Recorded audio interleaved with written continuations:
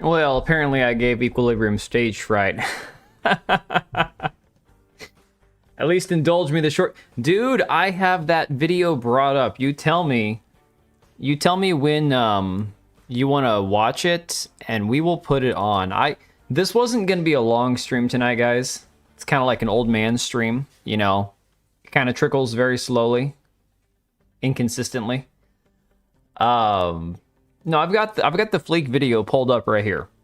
So you tell me when you're good to play it, man. No, guys, I fully intended with all the news going on with Xbox to do a live stream, and then I got the stream set up like half an hour before. Hell, most of my tabs are out of order. It's gonna be a mess. Get up bit before 10:30 so you can. No, man, I don't get up at 6 a.m. Screw that. That's insane. 2 minutes. I can give you 2 minutes. No Equilibrium. Where did you go, man? There's no Kick, no Rumble. I messed up. I started the stream before I got my credentials logged back in on Kick. And I totally forgot to set up the stream on Rumble. I don't care. Tonight we are just Twitch, X, Twitter, and YouTube. So we'll get going in a minute here. I know that Cage wanted to watch this Fleekazoid video. It's the one with the giant anime bazoombas on the thumbnail, I assume, right? I'm gonna guess that's the one that we're gonna be watching. And then of course there is a crap load to go over with this new CEO of Microsoft Gaming and Xbox. Guys, this is a crazy situation. I'm not gonna lie, I don't know that it really I don't know that it makes that drastic of a difference compared to where we've been with Xbox and PlayStation, all these other companies, and the way that AAA gaming has been. I mean, sure, maybe we're going from bad to worse, or maybe we're just going from bad to equally bad. I don't know.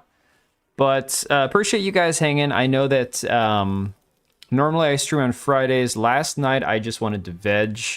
I was tired. I pretty wiped out. I stayed up pretty late the night before. Then I stayed up late last night too. Guys, I was a freaking vegetable today. I took the kids to the gym. Me and the kids went to the gym. My freaking, I think I've got tendonitis on my elbow is killing me right now. I had a compression sleeve on. It didn't do much good. It's like brutally in pain right now. But got a good workout in, and then I came home and I was a vegetable the rest of the day. So hopefully tomorrow I'm a little more productive. How does one become a CEO of a major division like Xbox and not come into the... Dude, that's... Well, we're going to get into that because that's a great question. She had worked at Microsoft for 2 years. 2 years in marketing. Oh, Serrano, her saying that it was Valheim. Okay, mind you. Let me pull up my Steam account here.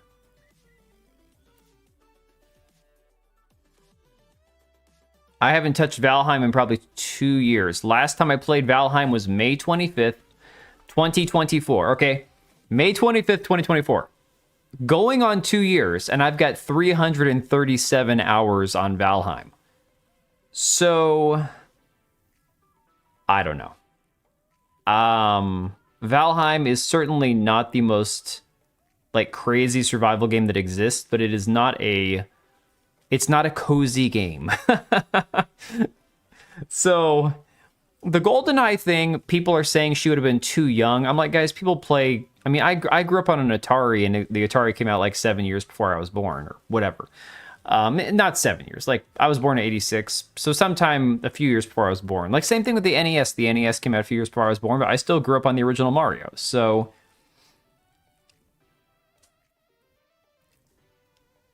Let me get some happy laughs before the pain. All right, fair enough.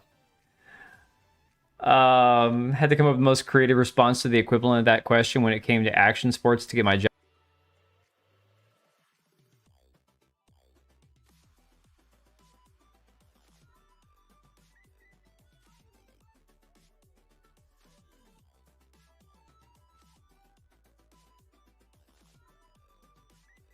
Miss social justice reform. Guys, she was in...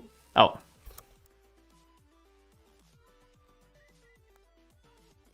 unplug the microphone thing. That's why. No, I said she was like in freaking social justice reform before she got, not social justice. Sorry, that'd be law. Hang on, let me go to my Twitter account because I did have some screenshots that I'm gonna want to have accessible here. I tweeted out something about her today. Let me see. I'll just put it at the very end because that way I know where it's at.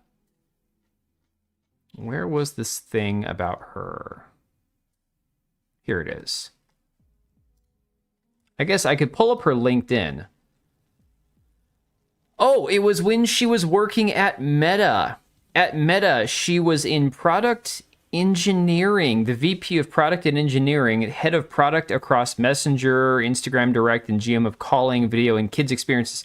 Previously, the director of social impact products. JD Francis, why? No, man. That's, I think, Usha, not Asha.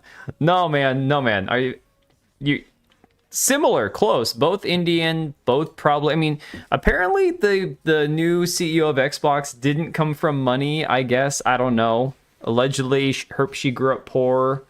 You don't see that very often.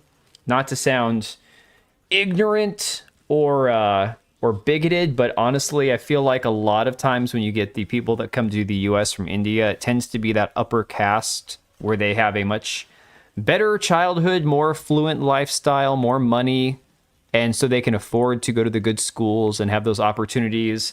Then they come here and they get some other Indian who's already high up in the food chain that hires them. Michael Jackson, you're ignorant, yeah. All right, so let's watch the Fleekazoid video. We'll do the Fleekazoid video, and then we will do the news about Xbox and all that. Hello, Mari! I tried to tag all you guys and say hi when I first was getting the stream started, but like Kamala Harris coming from a middle-class family. Oh, hey, Odin Dark. Maybe poor from like a rich Indian perspective. Like maybe she came from money, but it wasn't like the rich Indian money. I don't know. Guys, I'm not going to claim to know anything about this woman beyond what we have to go with, you know? With anything being on Xbox and Game Pass being dead, even with the best CEO Xbox gone, Game Pass isn't dead. So Game Pass might not be generating enough revenue to keep the company like the Xbox going compared to like what game sales could have done, but Game Pass itself is not dead. And I say that as somebody who uses Game Pass, but not in defense of Xbox. I think Game Pass subscription model services definitely are not helping the gaming industry at all. Certainly not helping gamers. Game Pass customers. Game Pass total customers, I'll say, or subscribers, whatever. They need 100 million to make money. They have 30 million subs. Do you know where those statistics are at? I missed some good Kamala origin stories. As of mid-2025, Game Pass surpassed 35 million subs. But of course, they probably lost a bunch this year after they raised the rates, I'd imagine. Some estimates indicating it reached 37 million. Growth slowed, yet the service added 1 million in about 15 months, driven by titles like Call of Duty. I mean, that's a lot of people, but God only knows what the drop-off is going to be when they actually, if they haven't raised the rates yet, when they actually raise the rates. Give me my lols. I hear AI is the solution to everything at this point.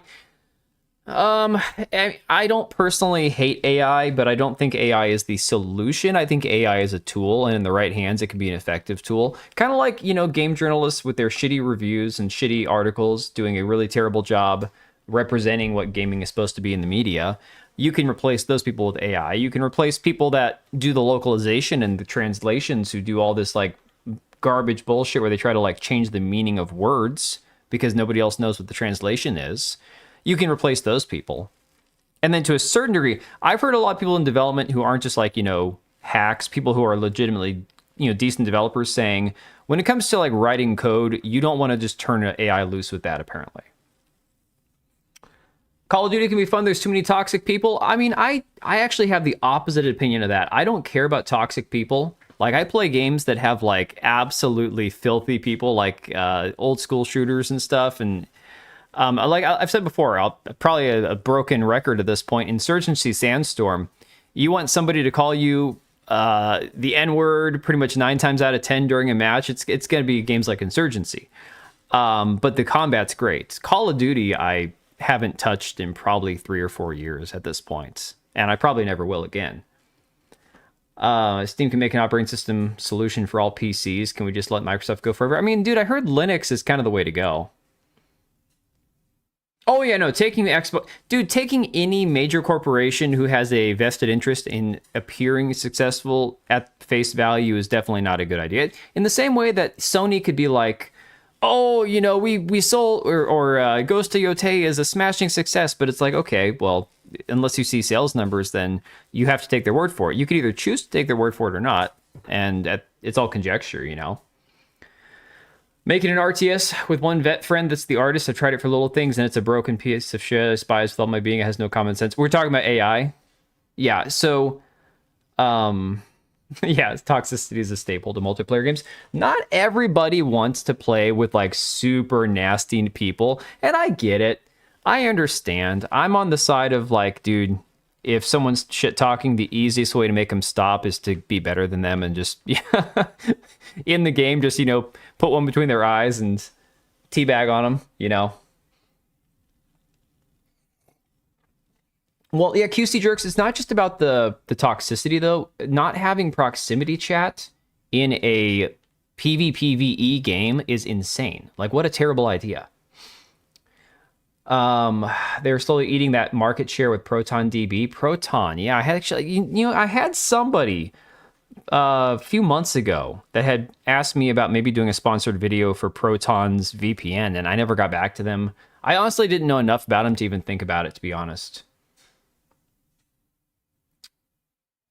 Tell them you're better with their mother than the game.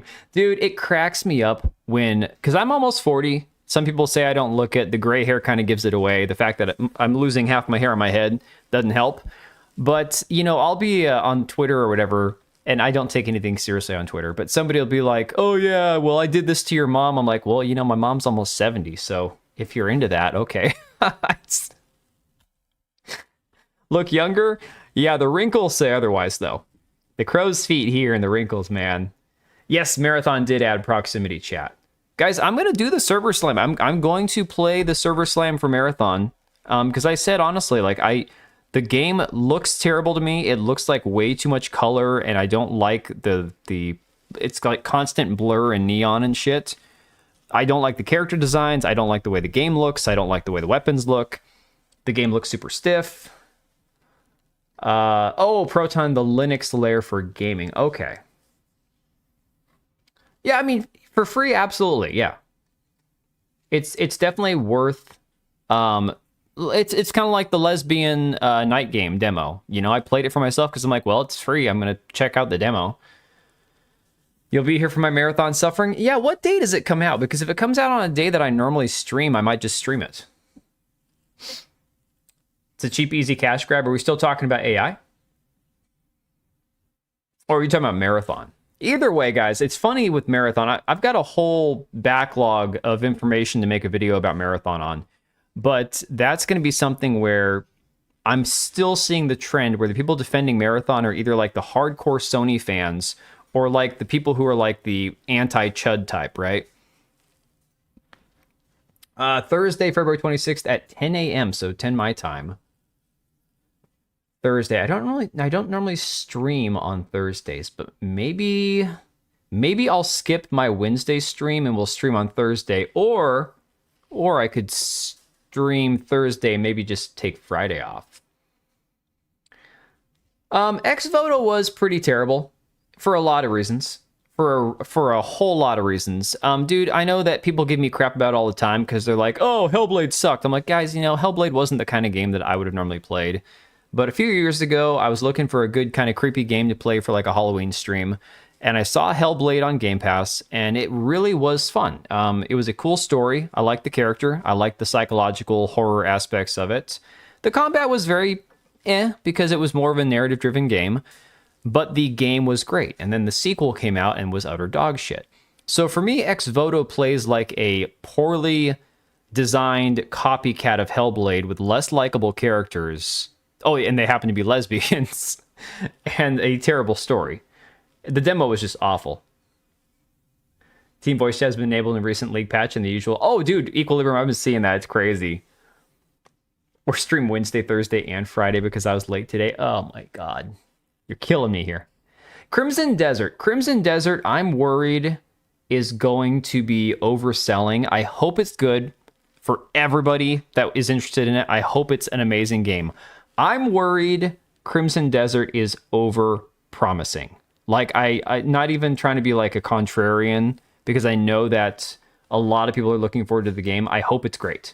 I hope it's everything everyone hopes it's gonna, supposed to be. I'm worried. I'm worried that it's over. I don't know. I think they're shooting too high. Combat next Voto looks lifeless, unpolished, and weightless. It's fine. Like, Hellblade's combat wasn't very complex either. It was what it was, No, Mahendra, we haven't gotten into the Xbox stuff yet. Just started. We're gonna watch this Fleekazoid video to ease Cage into all the the terrible news about Xbox. You're being censored. Did you say anything after the stream Wednesday, Thursday, and Friday? Because I didn't see it. Yeah, okay, so I see on Streamlabs it says, can we zoom in on Mai's rack? Yeah, that didn't show up on the YouTube chat. Shocking. Shocking! I've said a lot about fluids. Oh my god. Alright, so let's go ahead and watch this one. Give me the Diddy oil before the sauce, baby. Yeah, exactly. Shit chat. Yeah, but it let you say that, Tekla. I do find it funny that when you criticize YouTube half the time, it'll even if you say something that's not offensive, if you say something mean about YouTube, it'll just eat your chat. Let me see if I can find it, Tekla. Hang on. Scrolling up, I don't see anything. Marathon added proxy chats, pressured. No. Oh, you asked about the demo? The demo is, yeah, it's 22 minutes long is how long it took me. And even then I did it slowly. It's not what I would actually call a demo. You guys realize that Windward, whatever that pirate game demo that just came out has like 20,000 people that played it. Like at its peak was like 20,000 people. Ex Voto got like 122 at its highest peak. Yeah, it's a terribly short demo. The demo is really awful. The demo basically has like the tutorial section in it. Look, a demo doesn't need to give you a tutorial. I'm sorry. I don't think a demo should give you a tutorial. Basically, the tutorial section of the game plus a tiny bit of really not complicated combat and like 5 minutes of story-ish is what the demo is. It's like it takes 20 minutes start to finish.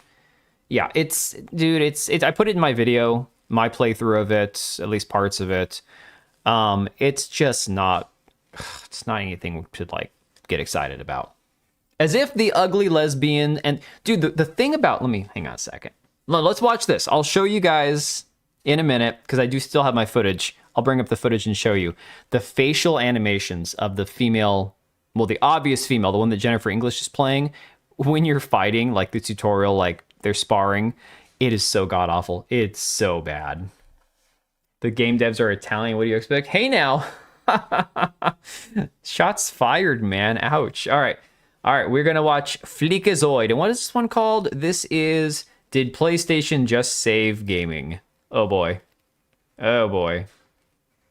No. I hope all these games fail. You got me, High Guard devs. We spend thousands Yo, of Lucia. dollars on this hobby every year because we fudge acknowledge and hate it. In a post-High Guard world, where do you get off announcing good games, Sony? Let's look at this first great game that I hope sells no copies. Or should I say, cockies? Give me some. We coming with something big, baby. Yeah. Most people can't handle... Okay. The voice actor, the original voice actor for Kratos, I watched him. I think that was what the State of Play. Man gives me the heebie-jeebies. When he was looking at the camera like that, I'm like, all right. I don't know if he's gay, but I feel like he's trying to like hit on me, dude. Like holy crap, I can fix Jennifer English. Lugia, you haven't really missed anything. We're just easing all the people who have Xbox sorrow right now into the stream with some funny Fleekazoid video, and then we're gonna get into the Xbox news. Guy was cringe, dude. So yeah, he looked like his voice wasn't in sync with his lips. I actually want the shirt. I don't know what the shirt was. All this cock?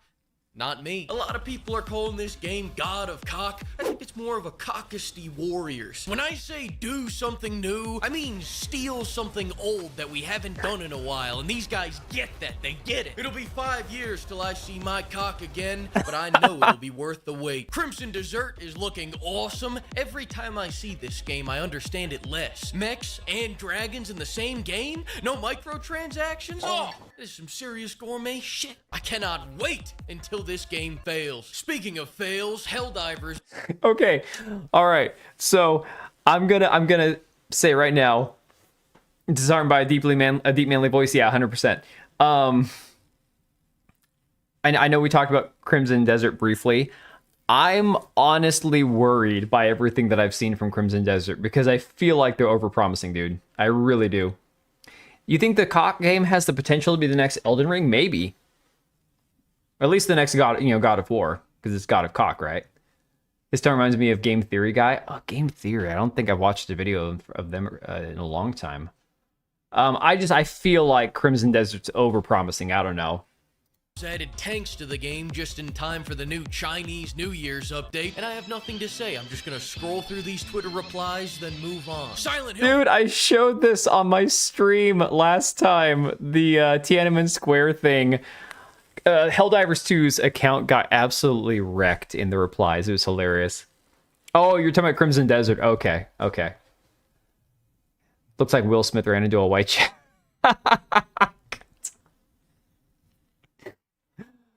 Oh my god. Yeah, Crimson Desert does for sure. People were comparing the chicken game to like Elden Ring. I'm like, it feels more to me like a Dynasty Warriors or God of War type thing, or guess. I don't know, man. It's something else. Move on. Silent Hill fans are getting their 4th game in the last year.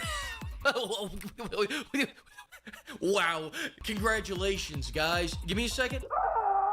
Wow, such a magical moment for you guys. I hope only good things come for you. At 90 miles per hour. Darksiders 3 is happening. You love to see this art style making a return. You love to see takedowns becoming more prominent. You love to see love. The new Control game reminds me of the game I actually wanted to see, so I'm looking forward to that. This is pretty cool because it's a new thing. I don't give a fuck about that. I give many fucks about this. Kinda Yeah, see, okay. I feel like Fleekazoid and I were on the same wavelength. I'm really excited about the Star Wars racing game. And I don't get excited about Star Wars games ever. Like, hardly ever. Oh, talking about popularity-wise, yeah. No, for real, dude. Crimson Desert, it's going to be huge. It's going to be massive. When the game comes out, I'm talking, what? 1 million sales, 2 million sales in the first day? Something crazy. I don't want to overestimate and be like, oh, it's going to sell 10 million copies in the first hour. But if you look at like global sales between the US and China for Crimson Desert, that thing is going to probably rival, what, Monster Hunter Wilds numbers in the first week? Something. But I buy a key for it and I give my money to Disney. Well, dude, yeah, I mean, you can buy it through, like, Instant Gaming or whatnot. I hope my words. Yeah, they're overpromising. It's hard to take Crimson Desert seriously when their company has rug pulled their customers so many times. Yeah, that Pearl Abyss one, what other games have they made? Never a Star Wars fan? I mean, not everybody is. I get it. In Pragmata, you focus on dodging enemies and doing hacking mini games in between their attacks and shoot back once you break their defenses. That sounds incredibly boring. Pod Racer for me was like the only good thing to come out of the prequels, other than Republic Commando. We didn't get a Last of Us remake here today. It's been just over a year since the last 5 one. million in the Naughty first day, Dog, though. Stop slacking. This is looking like a PS2 game now. We got Dead or Alive. Don't care about anything in this franchise unless it's on a beach. This game looks like a piece of sweet 8-pound, 6-ounce baby Jesus. Pimps, you should never judge a game by its cover. Buy. Don't buy. Metal Gear Solid 4 is getting a remaster with some small changes. They're removing the 20 minutes of gameplay Kojima accidentally left in. People take shots at gamers like, oh, you can't sit there and go through 5 hours of cutscenes. Next time you show up to the movie theater, I hope they make you read a book instead. Dick. Can't wait to play it. Now, the most hype thing, the thing that made me stop working on my Neo 3 video to come talk about this, Juan motherfucking Wick Pimp. This game looks fantastic. These animations look spot on with the movies, and it's perfect timing now that Unk is chopped, death mauled, afterlife maxing, or if you were born before 2000, he's dead as fuck. I feel dirty now. What is it? Afterlife maxing. Oh, I still play episode 1 Pod Racer on my Dreamcast. Dude, you still have a Dreamcast? That's crazy. 5 million in the first 3 days? I could see that. I could really see that being a thing. 100%. Never understand the hype about Pragmata. I don't know either, dude. For real. Capcom needs to free Beautiful Joe. Yeah. Now, I'll see myself out. And the best part about the John Wick game is that it's coming out February 27th. They're Wait, calling what? it Resident Evil Requiem. Half this game looks amazing, and the other half models are fixed. But these takedowns, when the moon... For this type of editing over AI generated, you mean for the video? I mean, yeah, this video is awesome. The way him and who was it? Video Game Donkey, the kind of spoof satire vids. But they're still good. They still actually have good information in them, but they do it in like a comedic way. I love it. That's OG playing Pod Racer and Dreamcast. Was that different than the one from the GameCube? Best DC in the world, official Sega clear top shell, HDMI modded, and has a Terra Onion mode with HDD inside. I don't even know what any of that means. I have no idea. I was never a big Resident Evil guy. I played a few of them. Zero. I've got the Resident Evil 3 remaster, remake, whatever that was. I played through 4 on my GameCube, and then I played part of 7. If 7's the one before Village. All right, cool. Yeah. Hyper Pragmata at the PS5 reveal after last trailer, man. I mean, yeah, that's how a lot of these things go. It's your eyes. These takedowns remind me of Bach's 5th Concerto. They remind me of Michelangelo's Sistine Chapel. Had to censor the whole thing. Too many dicks on it. It reminds me of this 20% off sale that's happening for the next week at GamerSubs. I'm buying this big titty goth GF shirt.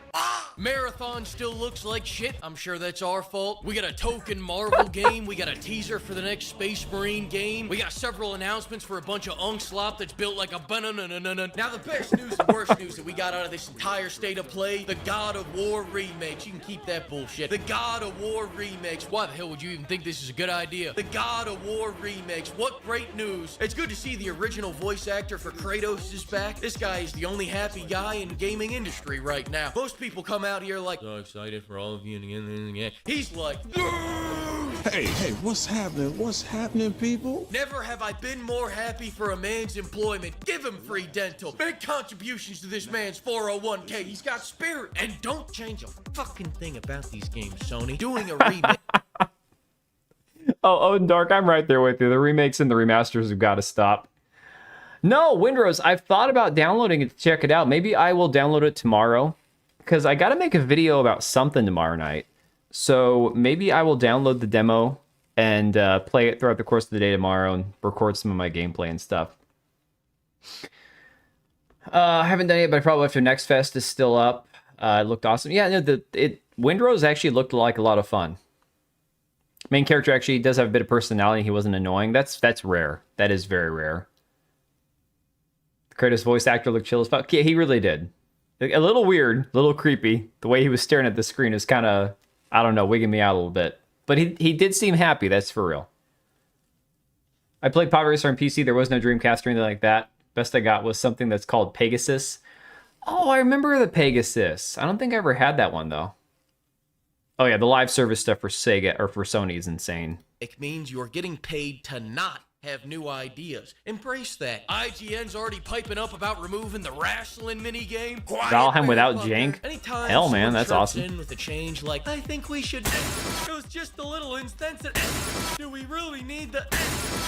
Yes, we do, Susan. I hope they keep the wrestling minigame so gamers can go home and ask mommy what Kratos was doing to the nice lady. Obviously, I know what was going on, but can you tell me what he was doing so I know you know? As you can see, I've run out of good material about 5 minutes ago, so thanks to the flock of pimps, and thanks to everybody that used code PIMP to buy some gamer subs. Next week's the big week where we talk about something I like. Next week, it's gonna happen. Next week, we're gonna talk so much positivity, so you're gonna call me... Remix. Re-releasing wrestlers, but not remix. I mean, yeah, it's so tough. Thanks for the 2, Lucia. It's so tough because I'm the first person to be in line for like, okay, if they made an Ocarina of Time remake, I would want to play that like day one. But at the same time, I'm like, okay, is it gonna be as good? Is it gonna be worth, however they probably charge like $150 for that because they could. I'm also not buying a Switch 2 for it, so it just makes it really tough. Witness the power of the Dreamcast. Okay, I'll take a look at those in a little bit. Now I want to God of War Generations with both the old and new voice actors. I mean, that'd be cool. Mr. Rogers. There we go. There's a relevant reference. Stupid. Oh my god, that man is insane. All right, so that was Fleekazoid's video. I'll go ahead and link it down below. Not that he needs the help, but just because we watched it, I'll go ahead and do the courtesy of that. Oh yeah, no, Cage, thank you for recommending that. That was one that was on my my list to watch. So it was definitely worth watching on stream. I hadn't watched it yet, which is awesome. So now we can go ahead. Yes, we can now trash Microsoft. Oh my god, this is going to be awful. All right. So getting right into it. We had some weird news over the last few days. Not extremely weird when you think about what's going on with Sony behind the scenes with all the live service flops they've had. And basically, it seems like Sony is just burning money for the hell of it at this point because they have money to burn. So PlayStation announced that they were shutting down Blue Point Games, studio behind the remakes of Shadow of the Colossus and Demon's Souls. It's funny because I've never played Demon's Souls and I didn't play the remake either. And now I'm seeing a lot of like how people always said, oh, people didn't hate the prequels then. It just became cool to hate the prequels, later. And I think that's bullshit. I lived through the prequels. But I'm seeing a lot of people coming out now and attacking the Demon's Souls remake saying, oh, it sucked. I hated it, blah, blah, blah, whatever. That's neither here nor there.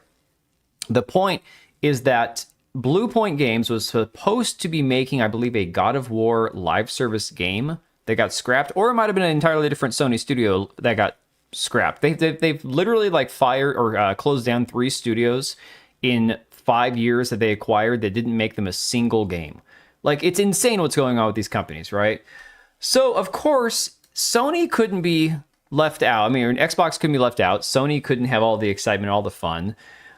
Ginger Prime had posted this on the 19th saying, with all the frustration with Sony shutting down Blue Point Studios, you just know Xbox isn't going to want to be left out. I give them 2 weeks before they do something to piss everyone off again. And of course, Kilted Cajun quote tweeted this and said it didn't even take 24 hours. Some of the justifications from the shills, they haven't made a great game.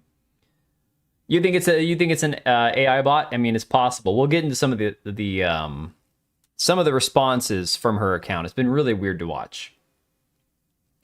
Yeah, Odin Dark, me neither. I have played very few games in my life that were PlayStation exclusives because I never owned a PlayStation.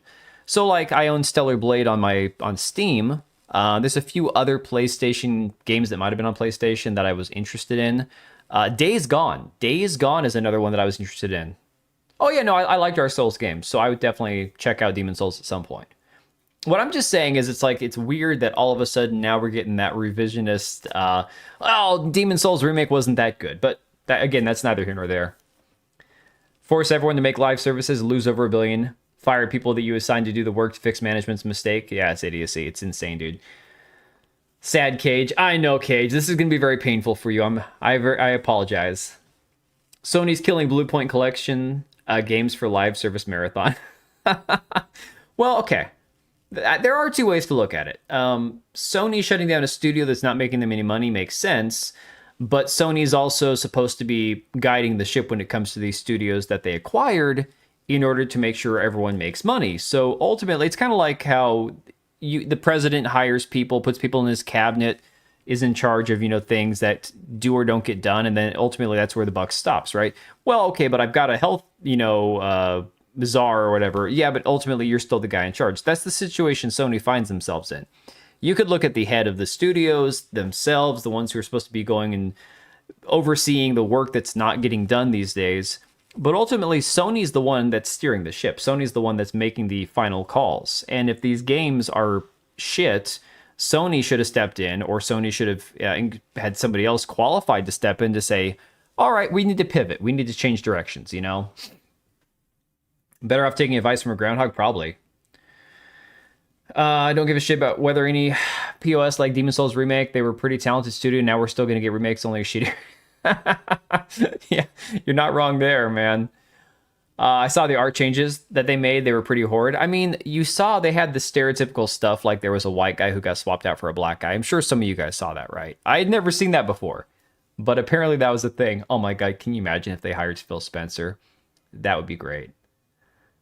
I was fortunate to play Sony, Nintendo, and Xbox exclusives. That's rare. I got to play Nintendo and Xbox, not PlayStation. One of my favorite games ever, the Demon Souls remake, because I didn't have a PS3.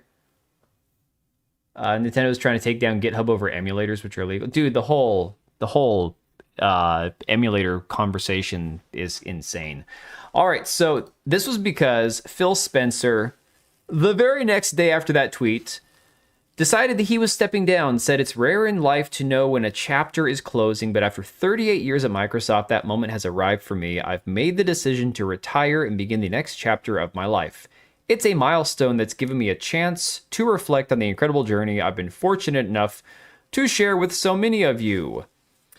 Then he further down says, I'm excited for Asha Shar, which is Asha... What's her last? Just goes by Asha on Twitter, apparently. As she steps into the CEO role, she's joining an incredible group of people, teams full of talent, heart, and a deep commitment to the players they serve. Watching her lean in with curiosity and a real desire to strengthen the foundation we've built gives me confidence that our Xbox communities will be well supported in the years ahead. And then he just goes on and on. Again, I don't know enough about Phil Spencer to really know if he was a guy that was suited for the role or not, but people generally seem to... I don't know, have some fondness for him. I don't know. I feel like all these guys suck, to be honest. Based from where I'm sitting, the entire video game industry is kind of going in the shitter. So I mean, I don't have much fondness or love. Like people liked Reggie Fils-Aimé from Nintendo, right? I don't know. Where's my Bloodborne? That's a good question. Just comes out of nowhere, no video game experience. Yeah, Lugia, it gets really bad. So, ironically. You guys tell me. I just saw, as I was going through YouTube, that Some Ordinary Gamers has a video talking about how Microslop just decided to kill Xbox. Now, it's interesting given that he is Canadian of Indian origin. I almost want to play this video to see what his take on the whole thing is, and then we can go through the myriad of tweets that I've got so many tweets up here, guys. It's crazy. The slippery slope that we're going to go down here through, like the replies she had, sharing the gamer tag that's only existed for a few weeks. It's absolutely insane. So we'll play a few minutes of Mudahar's video here. I know he's kind of going down the lolcow route these days. There was even some controversy about whether or not he was actually married to his wife, or if it was all staged or whatnot. But I am curious to see what he has to say about it. So. X is on fire and she only starts on Monday. Dude, it's crazy. So let's go ahead and play a little bit of this and see if there's any information that I haven't gotten pulled up already. I do love how he's got the Xbox controller sitting right there. It's kind of fitting. I mean, I've got an Xbox controller in the other room. I've got a bunch of them, but I'm not going to pull mine out. Looks like a Bollywood star. Probably her resume contains getting under the table a lot. Dude, We'll go through her LinkedIn if he doesn't have it on here. Well, hey, chapstick is a necessity, man. What do you think I got right here in my pocket? Over here in Washington, dude, it's year-round your lips get chapped. It's the weirdest thing. Ooh, micro slop. Let's get down to business, ladies and gentlemen. So, yesterday there was a big thing about Xbox. Same here, dude. Okay, Xbox, for anybody that doesn't know. You haven't used chapstick in your life? Holy shit, dude. Something about the weather here in Washington. I don't know if it's humidity or what, but I could not. Dude, honestly, yeah, I stopped watching Mutahar months ago, around the same time that it was like the fake engineer thing and all that. But I figure we'll give this one a watch and see if there's any information that I don't already have. Use my chapstick before I take a sip from my soy latte. Okay. Male leadership in the primary male hobby. That would be nice, right?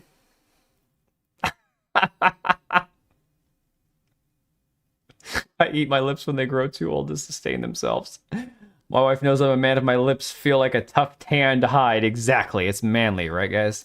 Is obviously one of the biggest gaming juggernauts, or used to be, in the world. You know, I used to grow up playing Xbox 360 stuff. I was a fan of the old Halo. I was playing my Gears of War a little bit. Nowadays, I'm mostly fallen out of favor of Xbox. So yesterday, some big things happened, okay? Phil Spencer, the former boss of Xbox, left alongside Sarah Bond. Oh, that's right. I didn't even mention that Sarah Bond stepped down also. So Phil Spencer retired and then she immediately resigned. So Sarah Bond was the VP there. And a lot of people have said that it was possibly because if she stayed there, she was going to get like all the negative shit kind of like sliding downhill. Like, again, she'd be the one that was there when everything fell apart, basically. So might have been a smart decision. I don't know. Yeah, resigned. Exactly. Yeah. You feel like she got fired? Maybe. Phil Spencer bought Rare to never release a proper Conquer. Oh, dude, that's crazy. I didn't even know that. Now, I'm not a fan of Phil Spencer. I know that he games. I know that he plays. I know that I can sit in a bar and talk about, you know, Ultima Online with that guy for like hours. But I had a lot of disagreements, okay? I thought the guy was pushing AI slop in games like Call of Duty. I thought the guy was not so friendly to physical media, which is why most Xbox games I don't even buy, because they don't come on the disc, okay? Buy a copy of Halo Infinite. Can't even install it without the... Am I crazy, or isn't that the case with most games these days? Is that just an Xbox thing? She was a prop. I mean, not to sound mean, not to sound bigoted, not to sound chauvinistic here, but yeah, she's like a 40-year-old black woman. I don't know what experience she had before she got the job. Yeah, it's not just Xbox. Hey, Korean Cowboy. So, I mean, I guess maybe they were leading the forefront. I know that Game Pass, if you want to make an argument that Xbox has definitely made an impact on the digital gaming space by the cloud and Game Pass, and it's having a negative effect for all of us who no longer buy physical because of it, sure, you could throw that at Xbox.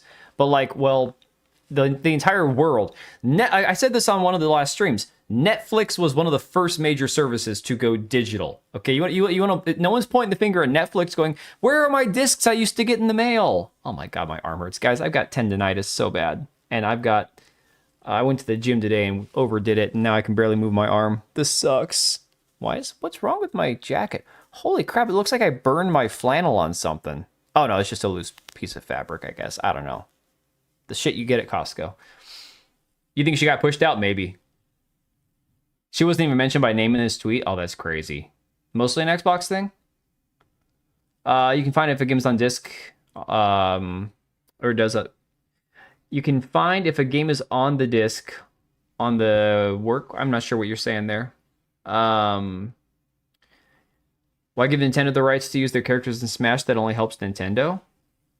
You guys are losing me here. Oh, you said my takeaway was always that MS killed Rare out of spite. They wanted Nintendo, but had to settle for... Yeah, Microsoft was never going to be able to acquire Nintendo. That was never going to happen. No way. Internet, okay? You know, no good reason, okay? There's just no owning physical media anymore. Game Pass, yada, yada, yada. Xbox... Wait, Equilibrium, is that true? Was it some intern running his account, his gamer Xbox account? I didn't ever hear anything about that. into something that honestly I just don't think is there for the gamer in the first place, or there for somebody that actually cares No about QC game Drix, I just preservation noticed it because it's whatsoever. rough. Anyways, that's not the point. Like 2 spots because here. he's gone. And who did they replace him with, ladies and gentlemen? They replaced him with an individual known as Asha Sharma. Now, Asha Sharma is the new CEO of Xbox. And so, you know, people decided to do a little bit of a deep dive. All right, hang on a second. Okay. Mudahar is Canadian. He's Indian. I want to know. We're taking bets. There is 14 and a half minutes left, 15 minutes left in this video. Does he ever once address the nepotism of what happens when Indians come to America, especially like high up tech jobs, engineers, those kind of things, and they get into these corporate positions, and then they fill the company with people that look just like them? Yeah, she's not bad looking. Actually, it's funny because I don't find Indian culture very desirable. Like, I don't like a lot of the colors and the food and the clothing. It's just not for me, guys. And that goes beyond the memeing on people, like the Bobs and Vagine stuff. I genuinely... You're a gentleman and a scholar. Not a big fan of like curry. What was that? Spriggy, thanks for subscribing. Appreciate you, buddy. But in general, I don't find a lot of Indian women very attractive. There's been a few actresses that I'm like, okay, she's pretty. The gal that played Yennefer on Witcher, even though she looked nothing like the character, she was hot. She was pretty, right? This gal's not bad looking. It's just she's not qualified. He will not. Well, I'm not saying would as if I'm going to. I'm saying single and had the opportunity, maybe. Into her, they were like, what did she used to do, Muda? Was she a big old gamer? Oh, he won't? Now, I didn't confirm if she was a gamer whatsoever. Maybe she has some experience playing Candy Crush. Maybe she plays some Halo. I wouldn't know. But what I decided to do was look into her LinkedIn over here, and she used to work at, Meta. She used to be the VP of Product and Engineering, COO at Instacart, the board member of Home Depot, but at Microsoft, she used to actually work for the Core AI product division for 2 years and 2 months out of her 15-year career. She was... All right, so I'm going to deviate from his video here for a second and just show you guys my tweet from earlier, okay? Never mind all the tabs up here. We probably won't get through all these tabs. But I'm going to show you the exact same thing that he showed you, except I went to one of the articles talking about her experience when she was working at Facebook, at Meta, back in 2017. She went to one of these seminars, right? This is a quote from Asha, all right? This is a quote from when she was this, what was the position, VP or whatever of... product and engineering, where it says previously worked on social impact products, whatever the hell that is. We must spend time being heroes and unknown heroes to girls and women around the world, said Asha Sharma, head of programs for doing social good at internet giant Facebook. Head of programs for doing social good. Her audience here on the sidelines of the Mobile World Congress trade show in Barcelona Thursday afternoon was grappling with a disheartening prospect. As one executive at the show had put it, the world will see self-driving cars before we will see workplace equality for women.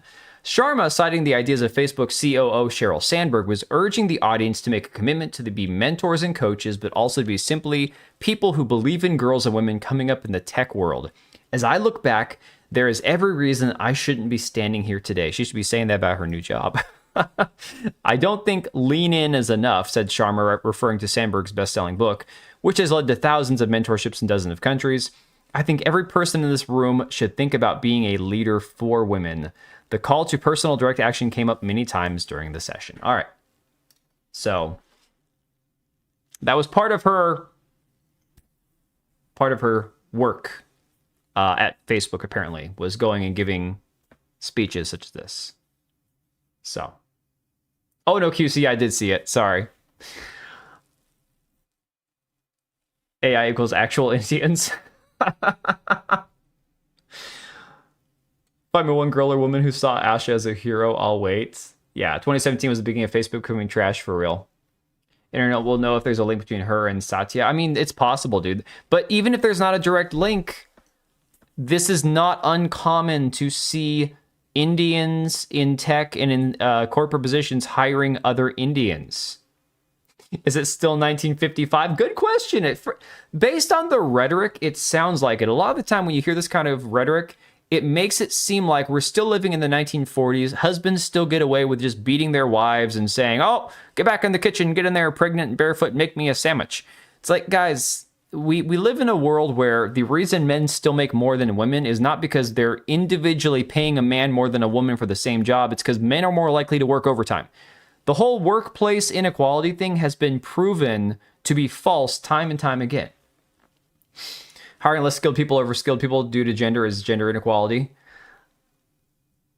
I mean, yeah, you're talking about discriminating based on gender versus qualifications, and that's insane. Like, why would you genuinely do that? They want to be... Dude, it's like the whole Housewives tale thing. Housewives, Handmaiden's Tale, where they all dress up in the weird red outfits and go protest looking like some cult. It's crazy. My guess is bridge initiatives are working exactly as intended. Exactly. Yeah. Yeah, they don't want things to be better. Exactly. 2 years and 2 months out of her 15-year career, she was leading the product portfolio for AI models, apps, agents, responsible AI, and developer tools. So, yeah, you know who's running Xbox now? One of the former AI bosses at Microsoft. You know, there's part of me that just wants to fucking die. Like, I don't know, want to Tekla, actually man. blow It's my just, it's brains on you out for some because reason. She ruined Instagram with bots. when is this dragon gonna stop being chased? So look at Microsoft's Core AI. For anybody that doesn't know, let's look through. Bridge is the rebranded name for DEI because DEI definitely got a negative connotation, and so they started about 2 years ago.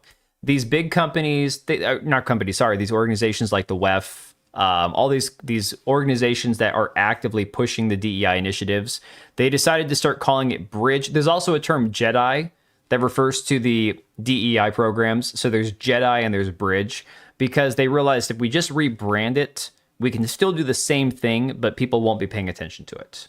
That's all it is. People are digging into her life like raving lunatics.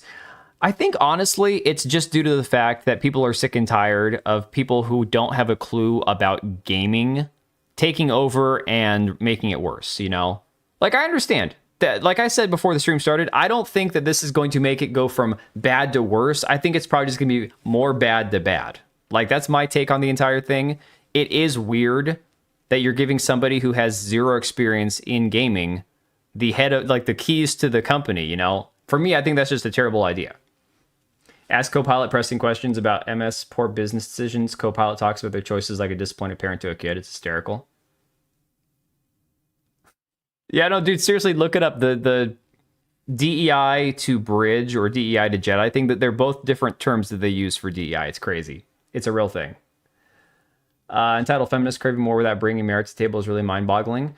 Well, this is the thing, though. This is where my biggest question, and this where hopefully we'll get some answers at some point. What qualified this particular person to take over the company, you know? So, okay, you could say, well, Phil Spencer was a gamer, so he played games, but was he really qualified? I don't know. I have no idea. All I can say is things haven't gotten better with Microsoft and Xbox and all that. No way for a woman to compete if she has a kid. No, know what protection she has. She's been gone for months. January 13, 2025. Good example, CEO of This Nintendo. is an actual blog from them where they talk about what Core AI is. We will build agentic applications with memory, entitlements, and action space that will inherit powerful model capabilities. And we will adapt these capabilities for enhanced performance and safety across roles, business practices, industry domains. We're going to build, deploy, and maintain code and basically design applications This that was are from, fundamentally January changing 13th, 2025? and becoming agentic. So remember, the reason why Microsoft feels so ass these days, okay, like perfect levels of ass, is that Microsoft doesn't want Windows to be the next operating system that you use with a keyboard and mouse that people are generally used to using, right? They want you to sit in front of your computer, in front of your microphone and go, Microsoft, write me a document. Oh, okay, what document do you want me to write? Write me something about, I don't know, climate change, for instance. And so Microsoft's going to send one agent out into the internet to look up everything about fucking climate change. They're going to have another agent that grabs that information and writes the fucking, like, research, analyzes it, and then a third agent who takes that and then actually writes the report, okay? That's the future of... He talks like the Sonichu curse is real. Dude, I forgot that Mudahar had a Sonichu medallion at some point. I forgot about that. I disagree. Phil got kind of handcuffed by Satya. I don't know enough about their relationship and their dynamic as far as, like, again, when it comes to the corporate Xbox level, I'm looking at it as a consumer, right? I look at it from the consumer side of things. And when I see that the quality of games on Game Pass, although they be many, a lot of them have been garbage, especially even like the day one, releases, like Avowed was just kind of mediocre. So bad that a lot of people didn't even, like, I got a free legendary key for the game and never even played it. So it's like, okay, so then they raise the price of Game Pass. They say, we're making so much money with Game Pass, but we also have to raise the price of Game Pass because we're not making enough money. And then the quality of the games doesn't get better. I don't care at that point who's sitting at the top. I go, something isn't working. And then you see, well, 5 years ago, I think it was, 4 or 5 years ago, Sony and Xbox battling it out to gobble up as many studios as possible. You got Xbox over here who doesn't have a clue to do with any of them. They've got dead franchises like Halo that they have no idea how to fix or even what to do with. And then on the other side, you got Sony closing studios left and right because they're chasing live service. It's like neither one of these companies has any leadership. So, I mean, I know people liked Phil Spencer. I don't think that anybody has any competent leadership at this point. Microsoft made me a document against climate change.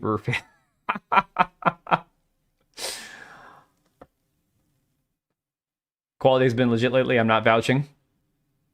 Quality of what? I mean, so I'm trying to think of like the big. Let's talk about like the Game Pass day one exclusives lately. Okay, because this is primarily Sony. We can rag on all day long for the live service flops and all that. But let's talk about Xbox specifically, and I can talk from the perspective of somebody who used to be like an Xbox loyalist, right? I've owned 5 Xboxes in my life, never bought a PlayStation. But like when it comes to Game Pass, it used to be, oh my God, there's so many games on here, day one games, this is great. Recently, what have we got? So Hollow Knight Silksong, that was a W, but Silksong was also only $20, so barrier to entry was very low. Then you got like Doom: The Dark Ages. It was like 50-50. Half people hated it. You had games like Avowed. You have the Obsidian's game, Outer Worlds 2, which was wildly disappointing for a lot of people. So it's like, I just don't know that the quality is there to back up the price. People like Phil Spencer, I don't know, man. Wonder how long Xbox, hey, Secret Asian man. Wonder how long Xbox is going to last now. Dude, I remember Secret Asian Man, like 5 years ago, we were talking about this, and I was saying at the time, and I know a lot of people thought I was crazy, that Xbox is going to be exiting the console market eventually. I don't think they're going to be making consoles much longer. And it sounded wild 5 years ago, but to be honest, with the push that they've had to go all digital, cloud platform, Game Pass subscription model stuff, and again, because of the fact that we already have Microsoft, now they're pushing the AI crap and everything else. And so most people are going to be playing on some other device than a console. I mean, I wouldn't be shocked to see the next console for Microsoft be the last console,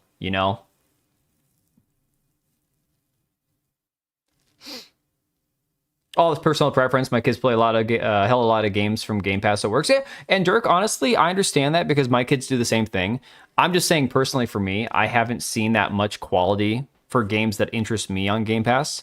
I was excited about Age of Empires 4, and then I got it, downloaded it, and I'm just like, this sucks compared to Age of Empires 2, It's rough. 2 to 3 years at most for Xbox. Yeah. Xbox died upon the release of Xbox One. People said I was a hater. I mean, I have owned every... Yeah, no worries, Derek. Appreciate it. Yeah, I mean, you're not right or wrong or not entitled to your opinion about any of this stuff. It's just I'm looking at it from my own perspective going, I don't feel like for what the price of Game Pass is becoming that it really merits, like, we're not getting our money's worth out of it, I feel like. I don't know. And I'm somebody who I play on, my kids have their Switch, they've got their Xbox. I've got 2 freaking Xboxes in the house. Not the new ones. We have like the last generation because, I mean, again, why buy the new one if you can avoid it?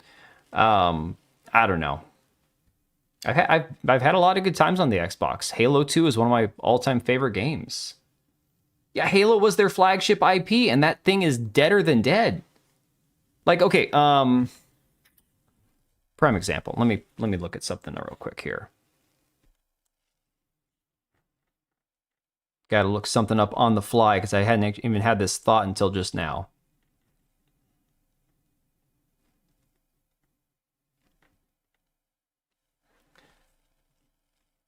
So Halo Infinite, right now on Steam, obviously people can play it on their Xboxes too, but as a PC game, Halo Infinite right now on Steam only has 2,400 people playing it. It had a peak of 272,000, 4.5 years ago almost. And the game has less than 3,000 people playing it currently. It's like, that's insane. Obviously, you have probably about 10,000 playing on Xbox or whatever, on their computer, or on their Xboxes and shit.